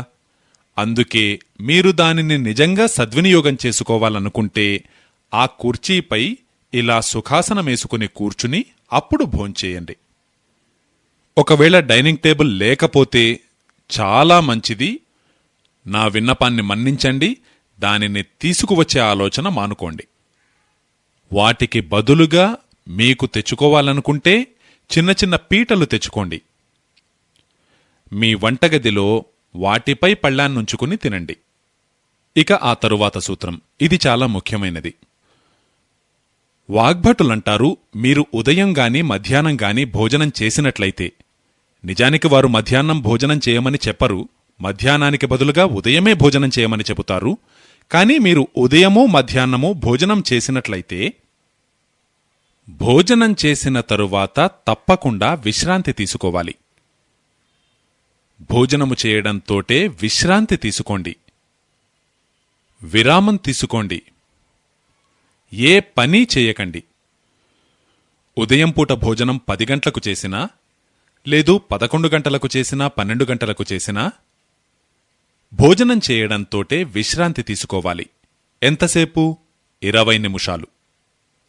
అది కూడా వారు చెబుతారు, భోజనానంతరం విశ్రాంతి తీసుకునేటప్పుడు మీ ఎడమచేయి క్రిందివైపుకు, కుడిచేయి పైవైపుకు ఉండే విధంగా ఒత్తిగిలి విశ్రమించాలి. దీనిని వామకుక్షీయవస్థలో విశ్రమించడం అంటారు. ఇప్పుడీ వామకుక్షి అంటే మీకు సులభంగా అర్థమయ్యేటట్లు చెబుతాను. విష్ణుమూర్తి ఆదిశేషునిపై విశ్రమించి ఉన్నప్పుడు చూశారా? సరిగ్గా అదే విధంగా పడుకోవాలి. విష్ణుమూర్తి ఆదిశేషునిపై పడుకున్నటువంటి స్థితిని వామకుక్షి అవస్థ అంటారు. భోజనం చేసిన తరువాత తప్పకుండా ఉదయము మరియు మధ్యాహ్నము ఈ స్థితిలో విశ్రాంతి తీసుకోవాలి. లెఫ్ట్ సైడ్కు. ఎందుకు? మీకు తెలుసు, మన శరీరంలో 2 నాడులున్నాయి. నిజానికి 3 నాడులున్నాయి. ఒకటి సూర్యనాడి, మరొకటి చంద్రనాడి, ఇంకొకటి మధ్యనాడి. ఈ సూర్యనాడి భోజనాన్ని పచనం చేయడానికి సహకరిస్తుంది. చంద్రనాడి తక్కువగా సాగుతున్నప్పుడే సూర్యనాడి అధికంగా సాగుతుంది. ఉదయం గాని మధ్యాహ్నం గాని భోజనాన్ని పచనం చేయాలంటే సూర్యనాడి తీవ్రంగా ఉండాలి. మీరు లెఫ్ట్ సైడ్కి ఒత్తిగిలి పడుకుంటే సూర్యనాడి తీవ్రతరమవుతుంది. నిజానికి మీరు ఆరోగ్యంగా ఉంటే మీరు భోజనం చెయ్యడంతోటే సూర్యనాడి దానంతటదే పనిచేయాలి. అలా పనిచేయకపోయినా మీరు ఎడమవైపుకు తిరిగి విశ్రమించండి. మరి మీరనవచ్చు, మరి నిద్రొచ్చేస్తుందే అని. వాగ్భటులంటారు, సరే ఓ చిన్న కునుకు తీయండి. ఆ నిద్రను ఆపవద్దు అని వారంటారు. వారొక సూత్రంలో వ్రాస్తారు, ఉదయం భోజనానంతరం గాని మధ్యాహ్నం భోజనానంతరం గాని మీ శరీరంలో ఒక అలసత్వం ఉంటే తప్పకుండా ఒక కునుకు తీయండి. 20 నిమిషాల కునుకు తీయండి. మహా అంటే 40 నిమిషాల వరకు తీయవచ్చు, అంతకు మించి కాదు. మీరు భోజనం తరువాత ఇలా 20 నుంచి 40 నిమిషాల వరకు విశ్రాంతి తీసుకుంటే తక్కిన సగము రోజంతా మీరు ఉత్సాహంగా పనిచేసే సామర్థ్యం మీకు లభిస్తుంది. కావాలంటే మీరు ఈరోజే చేసి చూడండి. నిజానికి నేనీ సూత్రాన్ని రేపు మరింత వివరించి చెబుతాను. వాగ్భటులు చెప్పిన మరొక సూత్రం రేపు మనకొస్తుంది. వారంటారు, శరీరంలో 4 వేగాలుంటాయి. వేగాలు. వాటినెప్పుడూ ఆపకూడదు. వాటిలో ఒకటి నిద్ర. నిద్ర ఉంది కదా, ఇది ఒక వేగం. వారంటారు, మధ్యాహ్నం భోజనమైన తరువాత మీకు అలసత్వంగా ఉంటే ఆ నిద్రను మీరాపకండి. ఎందుకంటే భోజనం చేయడంతోటే జఠరాగ్ని ప్రదీప్తమవుతుంది. అగ్ని ప్రదీప్తం కావడానికి నిన్న మీకు చెప్పాను కదా, బ్లడ్ సర్క్యులేషన్ అవసరమవుతుంది. కనుక శరీరంలోని మిగతా భాగాలలోని రక్తమంతా భోజనం జీర్ణమయ్యే వరకు పొట్ట దగ్గర కేంద్రీకృతమవుతుంది. దానితో మిగతా భాగాలలో రక్తం తక్కువగా ఉంటుంది. ఈ కారణంగా ప్రెషర్ పెరుగుతుంది. మొత్తం రక్తమంతా ఒకే దగ్గరికి వచ్చినప్పుడు మిగతా అవయవాలు ఇబ్బంది పడతాయా లేదా? అలా బ్రెయిన్కు ప్రెషర్ వస్తుంది. అందుకు బ్రెయిన్ రిలాక్స్ కావాలనుకుంటుంది. కనుక భోజనం చేసిన తరువాత అలసత్వం కలుగుతుంది. ఇది ప్రకృతి యొక్క నియమం. మరి మీరు ఆ నిద్రను తీసుకోవచ్చు కదా, వదలడమెందుకు? ఎంతో విలువైనది, జనాలకు దొరకడం లేదు. మాత్రలు మింగుతూ ఉంటారు దానికోసం. అయినా రాదు. కోట్ల రూపాయలున్నవారికి నేను చూశాను, నిద్రే రాదు. అటువంటిది దానంతటది మీకు వస్తూ ఉంది అంటే మీరెంతో అదృష్టవంతులు. కనుక మధ్యాహ్నం ఒక చిన్న కునుకు తీయండి. నేను మీకు మరో చిన్న విషయం తెలియజేస్తున్నానేమిటంటే, వాగ్భటుల ఈ సూత్రం మీద ఈ మధ్య యూరోప్లోనూ అమెరికాలోనూ చాలా రీసెర్చ్ జరుగుతూ ఉంది. ఈ మధ్య ఆస్ట్రేలియాలోనూ, బ్రెజిల్లోనూ, ఇంకా మెక్సికోలోనూ ఎన్నో కంపెనీల వారు లంచ్ తర్వాత తమ ఉద్యోగులకు బ్రేక్ ఇవ్వడం మొదలుపెట్టారు. బ్రెజిల్లోనూ, మెక్సికోలోనూ, ఆస్ట్రేలియాలోనూ 2008లో చట్టాన్ని ఆమోదించనున్నారు. ప్రతి ఉద్యోగి భోజనం తరువాత కునుకు తీసుకోవడానికి అనువుగా కంపల్సరీగా బ్రేక్ ఇవ్వాలి. ఇలా వారు చట్టాన్ని తయారు చేస్తున్నారు. దానితో కంపెనీలన్నిటికీ ప్రభుత్వం నుంచి ఆర్డర్ వచ్చింది. మీ ఆఫీస్ను ఏ విధంగా డిజైన్ చేయాలంటే అక్కడి ప్రతి ఉద్యోగి భోజనం చేసిన తరువాత కునుకు తీయడానికి అనువుగా ఉండేటట్లుగా చేయాలి. ఈ నియమాన్ని అనుసరిస్తూ ఉన్న కంపెనీలతో నేను ఈమెయిల్లో కాంటాక్ట్ చేశాను. బాబూ, మీకు ఈ విషయం ఎలా తెలిసింది? దీనినెప్పుడో వాగ్భటాచార్యుల వారు 3,500 సంవత్సరాల క్రితమే చెప్పారే అంటే వారన్నారు, మీ దగ్గర 3,500 ఏళ్ల క్రితం ఉంది, కానీ మా దగ్గరికి మాత్రం ఇప్పుడే చేరింది. మేము ఈ విషయంలో ఎంతో రీసెర్చ్ చేసి చూశాము. వాటి ఫలితంగా వారికి తెలిసినదేమిటంటే, ఏ ఉద్యోగులకు భోజనం చేసిన తరువాత కునుకు తీయడానికి అవకాశమిస్తున్నారో వారి పనిచేసే ఎఫిషియన్సీ 3 రెట్లు పెరిగింది. ఎఫిషియన్సీ పెరిగింది. దానితో వారంటున్నారు, ముందు కంటే ఎక్కువగా పనిచేస్తున్నారు. జీతం అంతే, కేవలం కునుకు తీసుకోవడానికి అవకాశమివ్వడం జరిగిందంతే. దానితో వారి పనితనమే పెరిగింది. కనుక మీరు కూడా ఇలా చేసి చూడవచ్చు.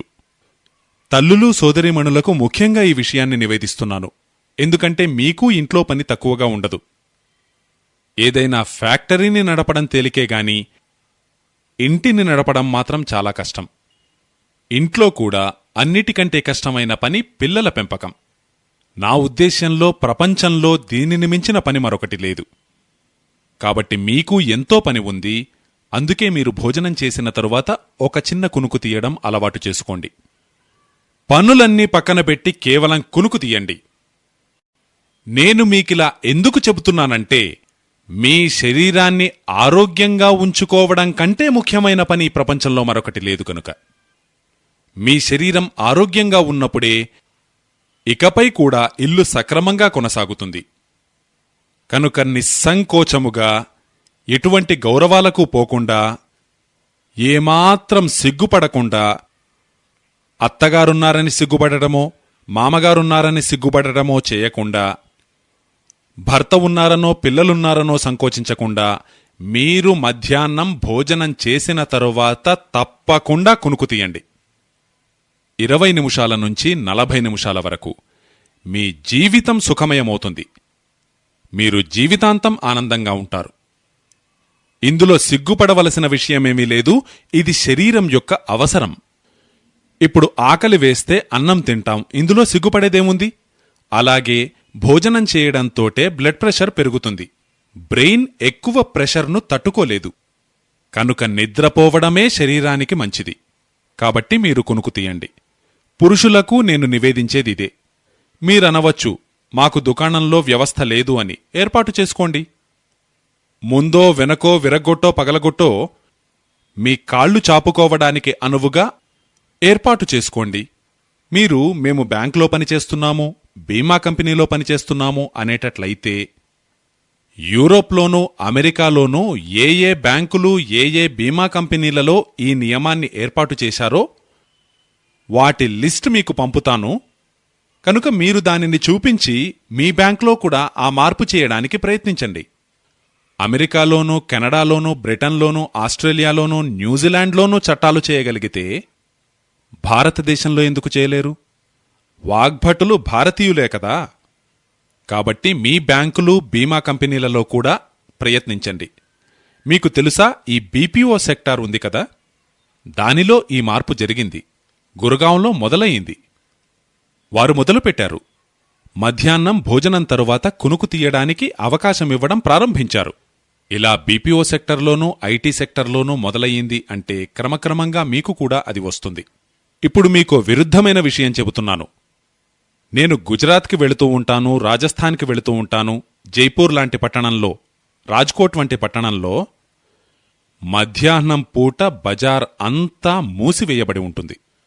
రాజ్కోట్లో కోట్ల రూపాయల వ్యాపారం జరుగుతుంది ప్రతిరోజు. కానీ మధ్యాహ్నం పూట మాత్రం ఎంత కోటీశ్వరుడైనా కూడా మీకు దుకాణంలో దొరకడు.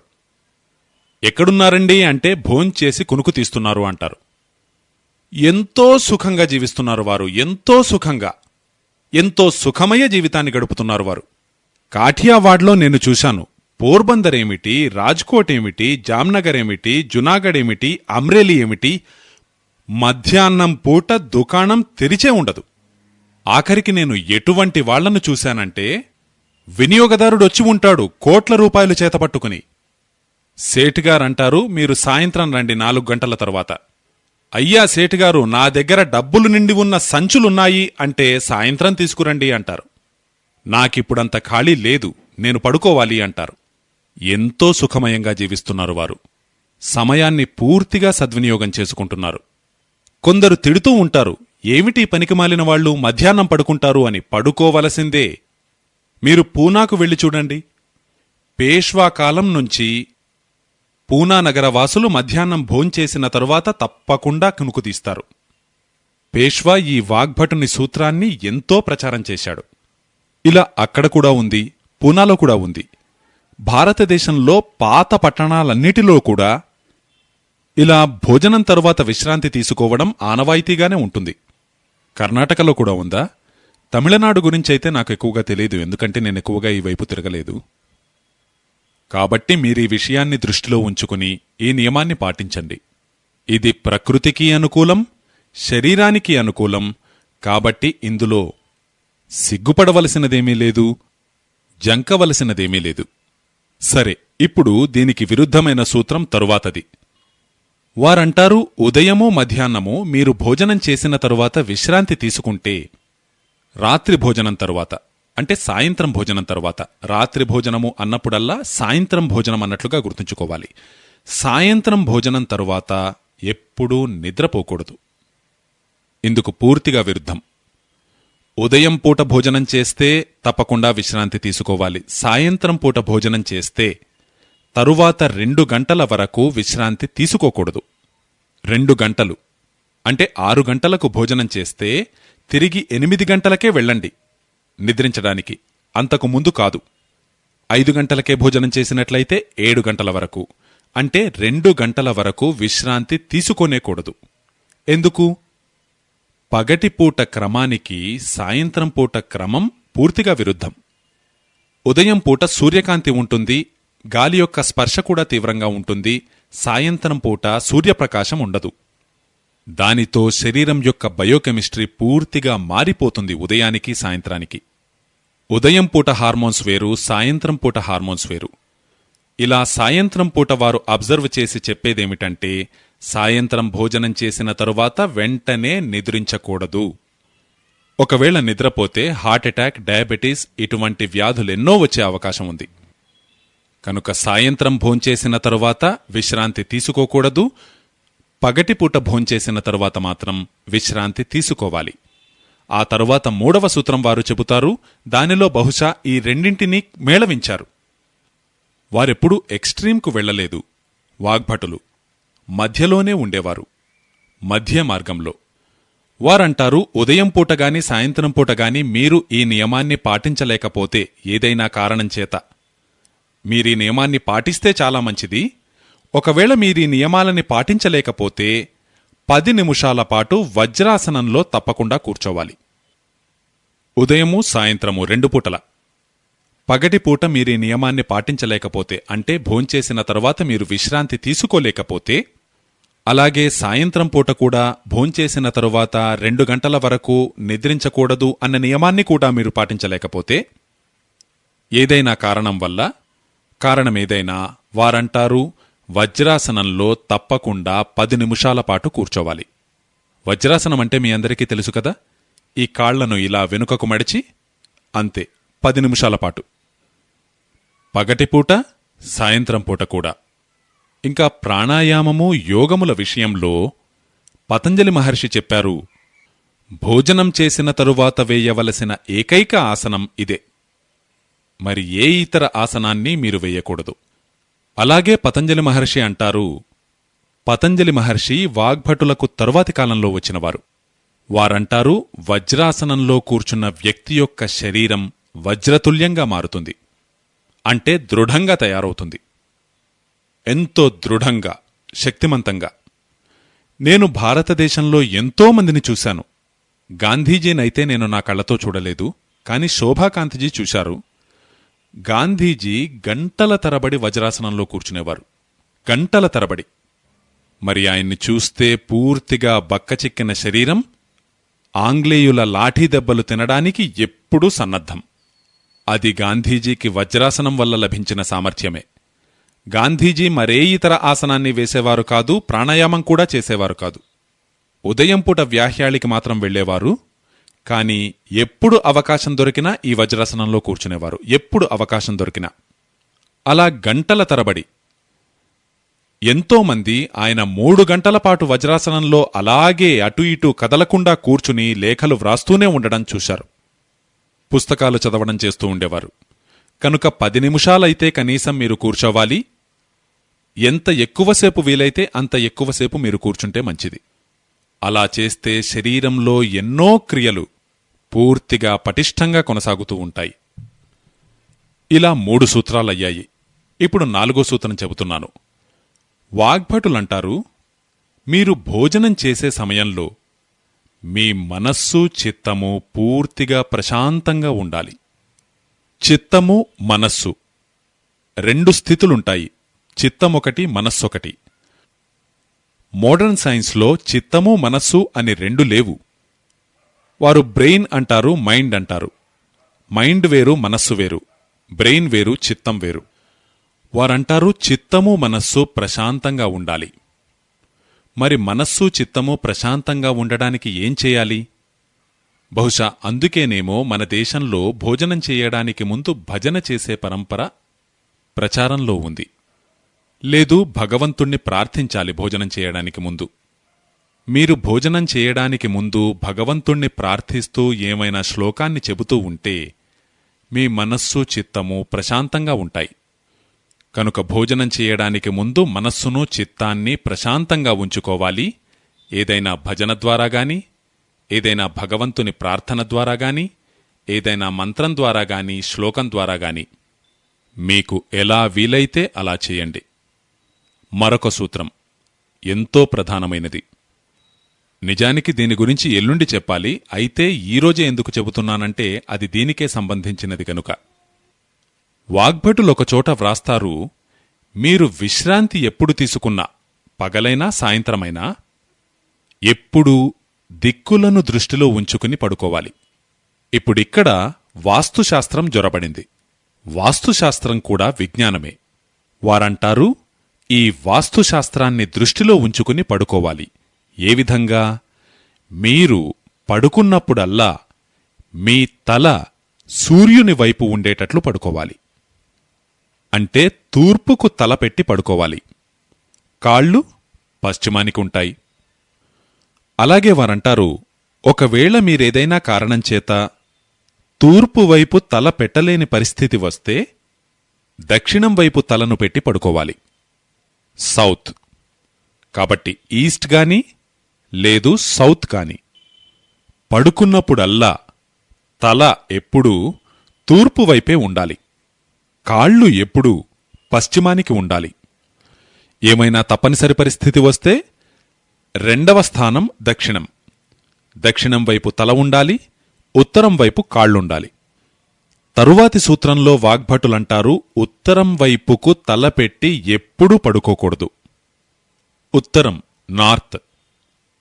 ఆ తరువాతి సూత్రంలో వారు వ్రాస్తారు ఉత్తర దిశ మృత్యువు యొక్క దిశ. పడుకోవడం విషయంలో మాత్రం ఉత్తర దిశ మిగతా అన్ని పనుల విషయంలోనూ మంచిదే. చదువుకోవాలన్నా, వ్రాయాలన్నా, ఏదైనా అభ్యసించాలన్నా ఉత్తరం దిశగా తిరిగి చేయాలి. కాని పడుకోవడానికి మాత్రం ఉత్తర దిశ పూర్తిగా నిషిద్ధం. వాగ్భటులిలా వ్రాసినది చదివిన తరువాత నేను ఎన్నో చోట్ల పరిశీలించాను.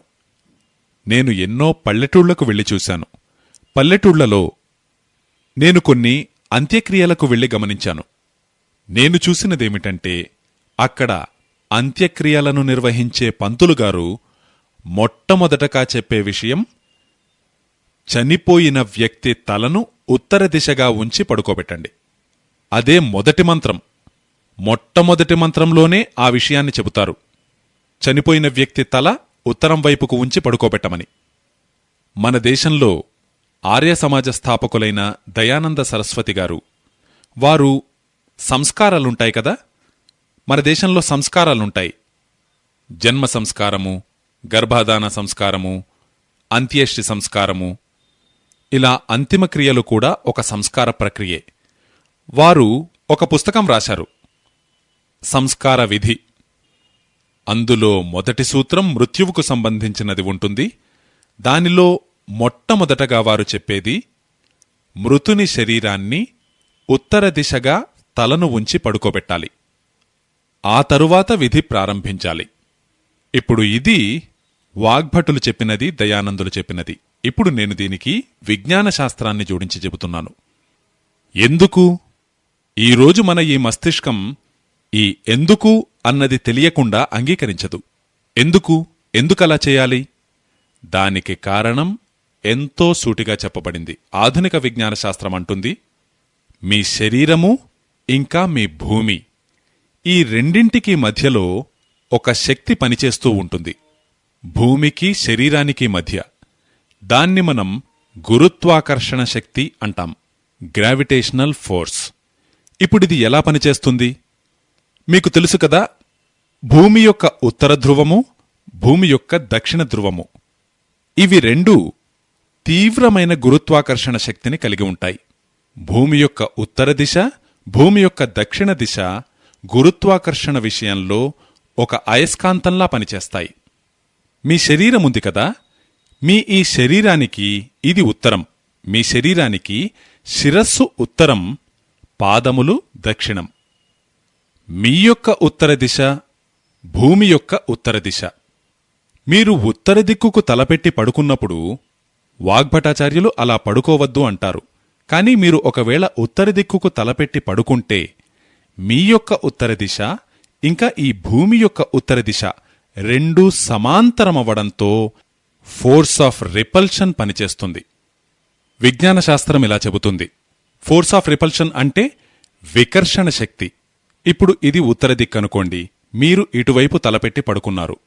అలా పడుకోవడం వల్ల ఉత్తర దిక్కు నుంచి మీ శరీరంపై ఒక వికర్షణ శక్తి పనిచేస్తుంది. అంటే ఆ వికర్షణ శక్తి మీ శరీరంలో నెట్టుతున్నట్లుగా ఒక పనిచేస్తుంది. దాని ప్రభావం వల్ల మీ శరీరంలో ఒక సంకోచక్రియ జరుగుతుంది, కాంట్రాక్షన్. శరీరంలో ఇలా కుంచుకుపోయే క్రియ జరిగితే బ్లడ్ ప్రెషర్ పూర్తిగా అదుపు తప్పుతుంది. ఎందుకంటే బ్లడ్ మీద ప్రెషర్ పడుతుంది. శరీరం మీద ప్రెషర్ పడింది కదా, శరీరమంతా రక్తముంది, ఆ రక్తం మీద కూడా ప్రెషర్ పడుతుంది. రక్తంపై ప్రెషర్ ఉంటే నిద్ర రానే రాదు. మనస్సంతా అల్లకల్లోలంగా ఉంటుంది. గుండె చాలా వేగంగా కొట్టుకుంటూ ఉంటుంది. కనుక భూమి యొక్క ఉత్తర దిశ నార్త్ పోల్ అయి ఉంటుంది. ఈ శిరస్సు మన శరీరానికి ఉత్తర దిశ అయి ఉంటుంది. ఇవి రెండూ ఒకే వైపుకు ఉంటే ఫోర్స్ ఆఫ్ రిపల్షన్ ఈ శరీరం మీద పనిచేస్తుంది. దానితో శరీరంలో సంకోచక్రియ జరుగుతుంది. ఇక నిద్ర పట్టనే పట్టదు. ఇప్పుడు దీన్నే వ్యతిరేకంగా ఆలోచించి చూడండి. మీ శిరస్సును దక్షిణం వైపుకు పెట్టి చూడండి. అంటే మీ శరీరం యొక్క నార్త్ భూమి యొక్క సౌత్కి ఉంటుంది.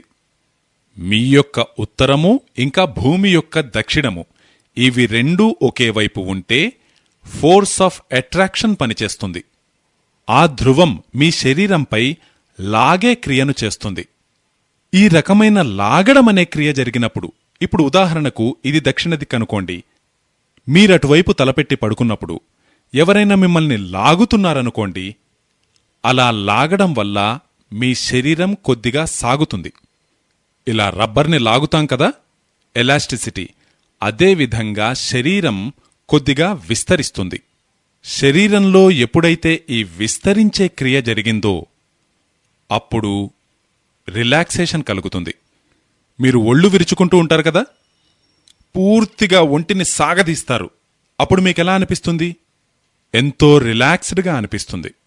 ఎందుకంటే శరీరాన్ని మీరు కొద్దిగా లాగడం వల్ల శరీరం కొద్దిగా సాగుతుంది. దానితో మీరెంతో రిలాక్సేషన్ ఫీల్ అవుతారు. అందుకే వాగ్భటులన్నారు, దక్షిణం వైపు మీరు శిరస్సును పెట్టి పడుకుంటే మీ శరీరంపై ఫోర్స్ ఆఫ్ అట్రాక్షన్ పనిచేస్తుంది. అదే ఉత్తరం దిశగా మీరు శిరస్సు పెట్టి పడుకుంటే మీ శరీరంపై ఫోర్స్ ఆఫ్ రిపల్షన్ పనిచేస్తుంది. ఈ ఫోర్స్ ఆఫ్ రిపల్షన్ మీ శరీరాన్ని నొక్కినట్లు చేస్తుంది. అదే మీరు దక్షిణ దిశగా తలను పెట్టి పడుకుంటే అది మీ శరీరాన్ని లాగినట్లు చేస్తుంది. ఇలా లాగడమనే క్రియ నొక్కడమనే క్రియకు పూర్తిగా విరుద్ధమైనది. నొక్కడం శరీరాన్ని సంకోచానికి గురిచేస్తే, లాగడం శరీరాన్ని వ్యాకోచానికి గురిచేస్తుంది. వ్యాకోచం వల్ల మీరు ప్రశాంతంగా నిద్రించగలుగుతారు, కాని సంకోచం వల్ల మీరు నిద్రపోలేరు. అందుకే వారెంతో అద్భుతమైన విశ్లేషణనిచ్చారు. నా విశ్వాసం ప్రకారం ఈ విశ్లేషణ జీవితంలో అన్ని రకాలైన మానసిక రోగాలను తొలగించగలిగేది. ఎందుకంటే మీరు ప్రశాంతంగా నిద్రపోగలుగుతున్నారు అంటే ఇక మీరు ఎన్నో రోగాల నుంచి బయటపడ్డట్లే. చక్కటి భోజనము, ప్రశాంతమైన నిద్ర, ఇంకేం కావాలి? మీరు ప్రశాంతంగా నిద్రపోగలిగి మీ బ్రెయిన్పై ఎప్పుడు ఫోర్స్ ఆఫ్ అట్రాక్షన్ యొక్క ప్రభావం పడాలంటే దక్షిణ దిశగా తలపెట్టి పడుకోవడం మంచిది, లేదంటే తూర్పు వైపు తలపెట్టి పడుకోవడం మంచిది. ఇప్పుడు ఈ తూర్పులో ఉన్న విశేషమేమిటి? తూర్పును గురించి భూమిపై రీసెర్చ్ చేసేవారందరూ చెప్పేదేమిటంటే తూర్పు న్యూట్రల్. ఈ తూర్పు దిక్కుంది కదా, ఇది న్యూట్రల్. కాబట్టి అక్కడ ఫోర్స్ ఆఫ్ అట్రాక్షను అధికంగా లేదు, ఫోర్స్ ఆఫ్ రిపల్షను అధికంగా లేదు. ఒకవేళ ఉన్నా కూడా ఒకదానినొకటి న్యూట్రలైజ్ చేసుకుంటాయి. కనుక తూర్పు వైపు తలపెట్టి పడుకుంటే మీరు న్యూట్రల్గా ఉంటారు.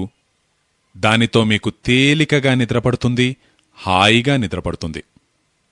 మరి పశ్చిమం విషయం? పశ్చిమం విషయంలో ఇంకా రీసెర్చ్ జరగవలసి ఉంది. వాగ్భటులు మాత్రం ఆ విషయంలో మౌనం వహించారు. ఏ విధమైన విశ్లేషణను వారు పశ్చిమ దిశ గురించి చెప్పలేదు. ఇక ప్రస్తుతం రీసెర్చ్లైతే జరుగుతున్నాయి. వాటి ఫలితమేమైనా తేలితే నేను ఆ విషయాన్ని మీకు చేరవేసే ప్రయత్నం చేస్తాను. పశ్చిమ దిక్కుపై నిదురించే విషయంలో నిజానికి పశ్చిమ దిక్కుపై ఎన్నో పరిశోధనలు జరిగాయి. వాస్తుశాస్త్రజ్ఞులు ఎన్నో పరిశోధనలు చేశారు, పశ్చిమంలో ఏముండాలి ఏముండకూడదు అని.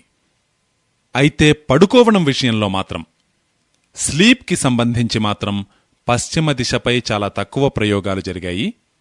తూర్పు దిక్కుపై జరిగాయి, దక్షిణ దిశపై ఇంకా ఎక్కువ జరిగాయి.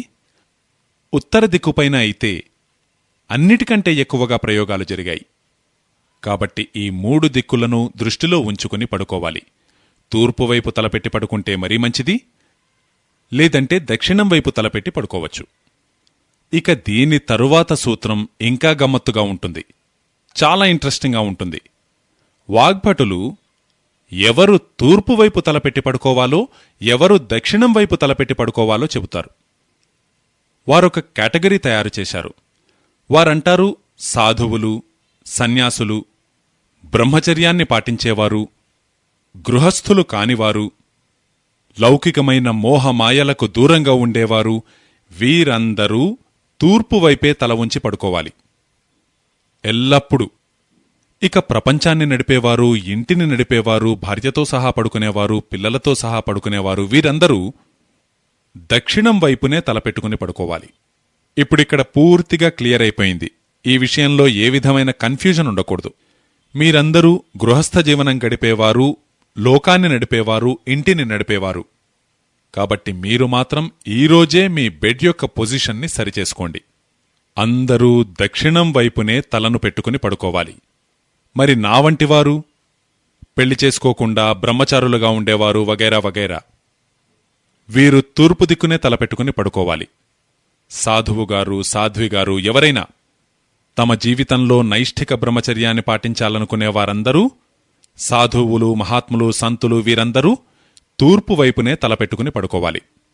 ఇక మీ వంటి గృహస్థులు, లౌకిక వ్యవహారాలను నడిపేవారు దక్షిణ దిక్కునే తలపెట్టుకుని పడుకోవాలి. ఇక ఈ విషయంలో ఏ విధమైన కన్ఫ్యూజన్ లేదు. మీరు మీ విషయం గుర్తుంచుకోండి, నేను నా విషయం గుర్తుంచుకుంటాను. సరే, ఈ రోజుకి సూత్రాలివే. ఇక మీరు ప్రశ్నలు అడగవచ్చు. Note question. సౌత్ డైరెక్షన్లో శరీరం లాగబడుతుంది అన్నారు కదా మీరు. Note answer. శిరస్సు దక్షిణ దిక్కులో ఉన్నప్పుడు. Note question. అవునండి. అయితే మరి హైట్ తక్కువగా ఉన్న పిల్లలను సౌత్ డైరెక్షన్లో తల ఉంచి పడుకోబెడితే? Note answer. తప్పకుండా పడుకోబెట్టండి. ఎత్తు తక్కువగా ఉంది అని మీకనిపిస్తున్న పిల్లలను దక్షిణ దిక్కున తల ఉంచి పడుకోమనండి. 3-4 ఏళ్లలో తేడా మీకే తెలుస్తుంది. పొడుగు పెరగడం మీరే గమనిస్తారు. రాజీవ్ భాయ్, నిన్న మీరు చెప్పారు ఉదయం నిద్రలేవడంతోటే నీళ్లు త్రాగమని. కాని జైన ధర్మంలో సూర్యోదయమైన 48 నిమిషాల తరువాతే త్రాగమని ఉంది. మరి ఈ విషయంలో ఏం చేయమంటారు? నిజమే. జైన ధర్మంలో ఏదైతే సూర్యోదయమైన 48 నిమిషాల తరువాత అని చెప్పబడిందో ఆ నియమం చాలా సరియైనది, ఖచ్చితమైనది. అయితే ఆ నియమమేమిటి అనేది మనం అర్థం చేసుకోవాలి. ఆ నియమం ఎటువంటిదంటే, ఈ నీరు ఉంది కదా, ఈ నీటిలో ఎన్నో రకాల జీవరాశులుంటాయి. ఇప్పుడిది కొద్దిగా సూక్ష్మమైన విషయం. నిజానికి నేనందులోకి వెళ్లదలుచుకోలేదు, కానీ మీరడిగారు కనుక చెబుతున్నాను. నీటిలో ఎన్నో సూక్ష్మజీవరాశులుంటాయి.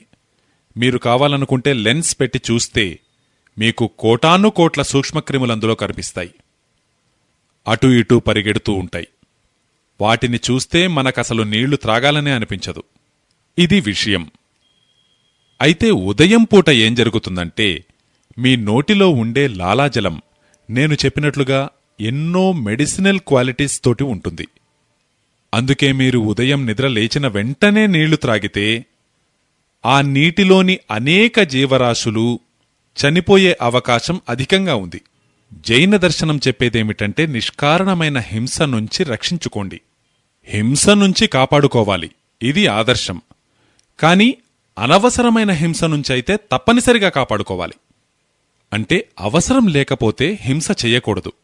ఈ అనవసరమైన హింస నుంచి తప్పించుకోవడానికి జైన శాస్త్రంలో జైన ఆచార్యులు ఇలా 48 నిమిషాల తరువాత త్రాగమని చెప్పారు. ఈ 48 నిమిషాలలో ఏం జరుగుతుంది? 48 నిమిషాలలో మీ నోటిలోని లాలాజలం యొక్క క్షారగుణము తగ్గిపోతుంది. చాలా వేగంగా తగ్గిపోతుంది. దాని క్షారగుణం తగ్గితే, దేనినైతే మీరు ఆంగ్లంలో ఆల్కలినిటీ అంటారో, ఆ క్షారగుణం తగ్గితే దానివల్ల జీవరాశులు చనిపోయే అవకాశం కూడా తగ్గుతుంది. ఇలా అనవసరమైన హింస నుంచి తప్పించుకోవడానికి జైన దర్శనంలో ఇలా తెలియజేశారు. ఈ 48 నిమిషాల క్యాల్క్యులేషన్ వాగ్భటులు కూడా చేశారు. వారు చెబుతారు, ఉదయం లేచిన తరువాత మీరు 48 నిమిషాల వరకు ఆగితే మీ నోటిలోని లాలాజలం యొక్క క్షారగుణము క్రమక్రమంగా తగ్గిపోతూ ఉంటుంది. కనుక నిద్రలేచిన వెంటనే నీళ్లు త్రాగడం విషయంలో మీరు జైన దర్శనాన్ని అనుసరించేవారైతే 48 నిమిషాల విషయాన్ని దృష్టిలో ఉంచుకోండి. కాని మీరు జైన దర్శనాన్ని పాటించకపోతే మాత్రం మీ విషయంలో దీనికి సంబంధించిన హింసలు అహింసలు అంత ప్రధానం కాకపోవచ్చు. కాని దీనిని అనుసరిస్తే మాత్రం మీకు మంచిది. మరి మీరు అడగవచ్చు, 48 నిమిషాల వరకు ఏం చేయాలి? కూర్చుని ఉండాలా? మీరు భగవన్నామాన్ని జపిస్తూ ఉండవచ్చు కదా.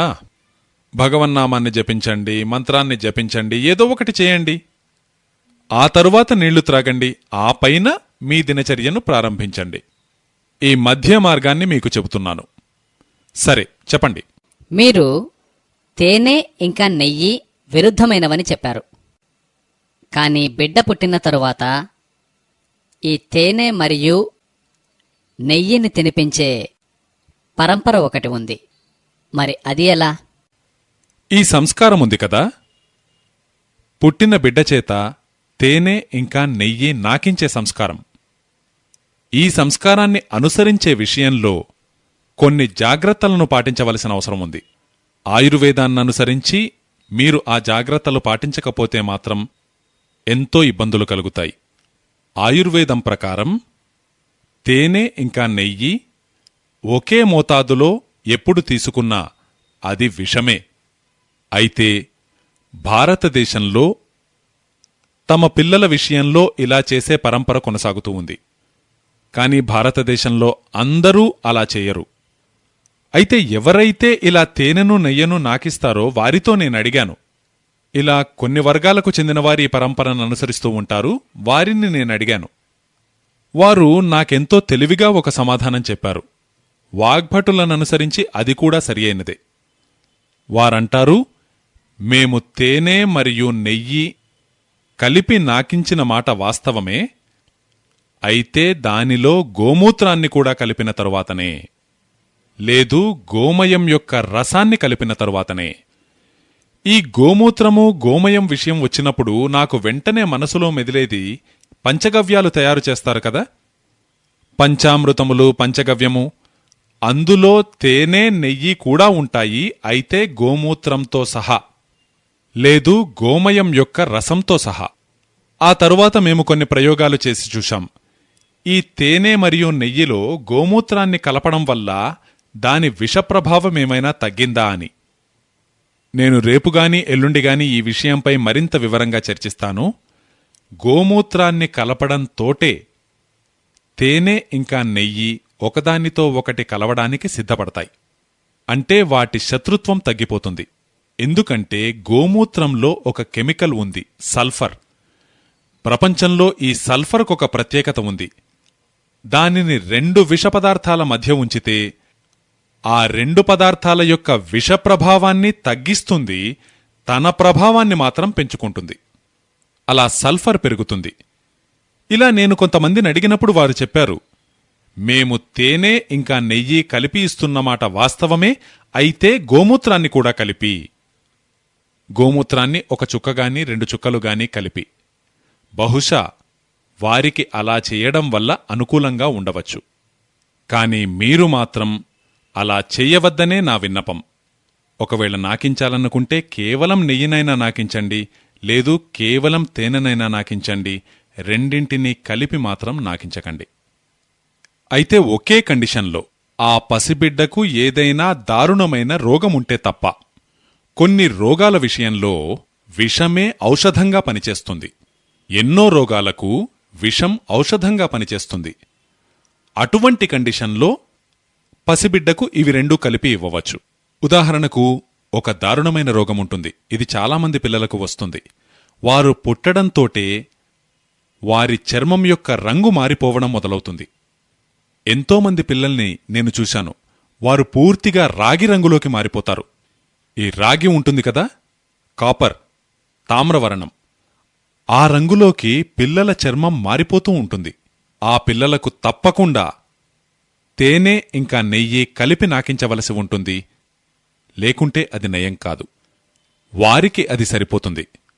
ఇలా ప్రత్యేక పరిస్థితుల్లో తప్పితే సామాన్యంగా మాత్రం అందరికీ అలా ఇవ్వడం మంచిది కాదు.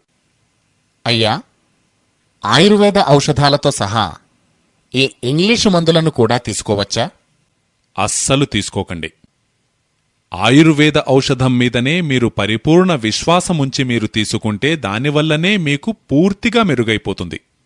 దానితో పాటుగా అలోపతి మందులను తీసుకుంటే దానివల్ల మేలు జరగడం పోయి చెడు పరిణామాలు మాత్రం తప్పకుండా జరుగుతాయి. అర్జున వృక్షం బెరడును మీరు తీసుకోమని చెబుతున్నారు కదా, దానివల్ల మూత్రపిండాల్లో రాళ్లు వచ్చే అవకాశం ఏమన్నా ఉందా?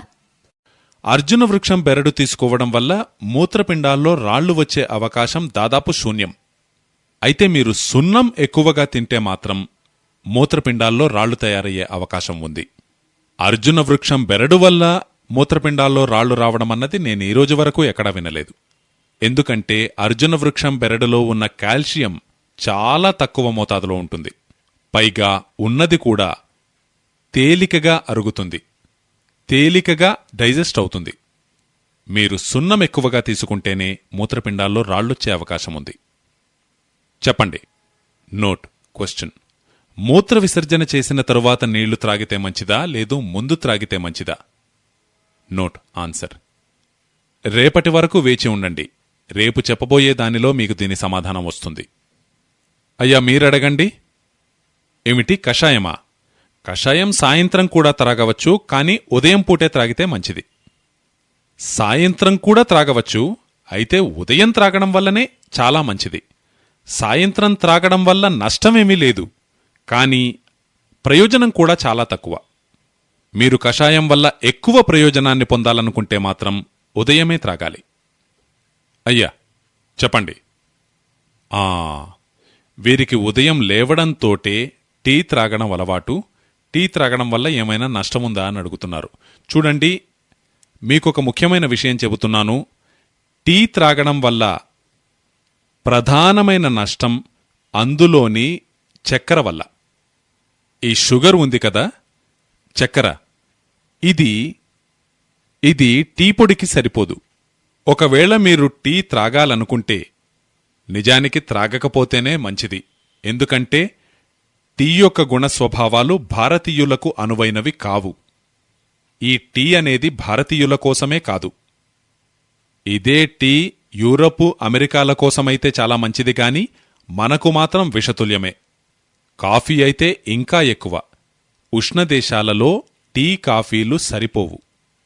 అయినా మీరు తాగుతుంటే, మీరు మంచిది కాదని చెబుతున్నారు నిజమే, కాని అలవాటైపోయింది, ఏం చేయమంటారు అని మీరనేటట్లయితే మీకొక పద్ధతి చెబుతున్నాను వినండి. ఆ పద్ధతి ఏమిటంటే, మీరు చక్కెరకు బదులుగా బెల్లంతో చేసిన టీని త్రాగండి. ఎందుకు అనేది అర్థం చేసుకోండి. బెల్లము క్షారగుణం కలిగినది, చక్కెర ఆమ్లగుణం కలిగినది. చక్కెర డిసింటిగ్రేట్ అయిన తర్వాత దాని యొక్క అంతిమ పరిణామం యాసిడ్గానే ఉంటుంది.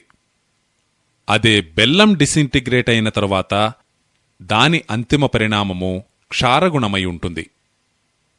మీ కడుపులో ఇప్పటికే ఆమ్లాలు అధికంగా ఉంటాయి, ఇక ఉదయం పూటైతే మరీ ఎక్కువగా ఉంటాయి. ఆ సమయంలో ఆమ్లగుణం కలిగిన చక్కెర కలిపిన టీని మీరు త్రాగితే అది మీలోని ఎసిడిటీని ఇంకా పెంచుతుంది.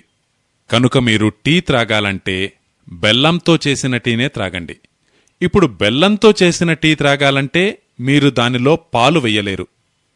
ఎందుకంటే బెల్లం వల్ల పాలు విరిగిపోతాయి. ఎందుకంటే బెల్లానికి పాలకు స్నేహం లేదు. కాబట్టి పాలు లేకుండా టీ త్రాగండి. కనుక మీరు బ్లాక్ టీ త్రాగండి, బెల్లం వేసుకుని త్రాగండి. మీరు బ్లాక్ టీని బెల్లం వేసుకుని త్రాగేటట్లయితే ఈ విషయంలో నాది మరొక చిన్న విన్నపమేమిటంటే, అందులో కొద్దిగా నిమ్మరసం కలుపుకోండి. అప్పుడు అది న్యూట్రలైజ్ అవుతుంది. నిమ్మరసం అసిడిక్, బెల్లం క్షారగుణం కలిగినది. కాబట్టి బెల్లం యొక్క క్షారగుణాన్ని న్యూట్రలైజ్ చేయాలంటే నిమ్మరసాన్ని కలిపిన బ్లాక్ టీని త్రాగడం మంచిది. సరేనా? అలా చేయండి. అయితే అది త్రాగడానికి ముందు మంచినీళ్లు తప్పకుండా త్రాగండి, మర్చిపోకండి. చెప్పండి. అందుకే నేను చెప్పాను కదా, బెల్లంలో క్షారగుణముంది, నిమ్మరసంలో ఆమ్లగుణముంది. ఈ క్షారము ఆమ్లము కలిసినప్పుడు న్యూట్రలైజ్ అవుతుంది. మీ కడుపులోకి క్షారతత్వం అధికంగా వెళ్లడం కూడా నాకిష్టం లేదు. ఎందుకంటే క్షారతత్వం కూడా దేహానికి నష్టం వాటిల్లిజేస్తుంది.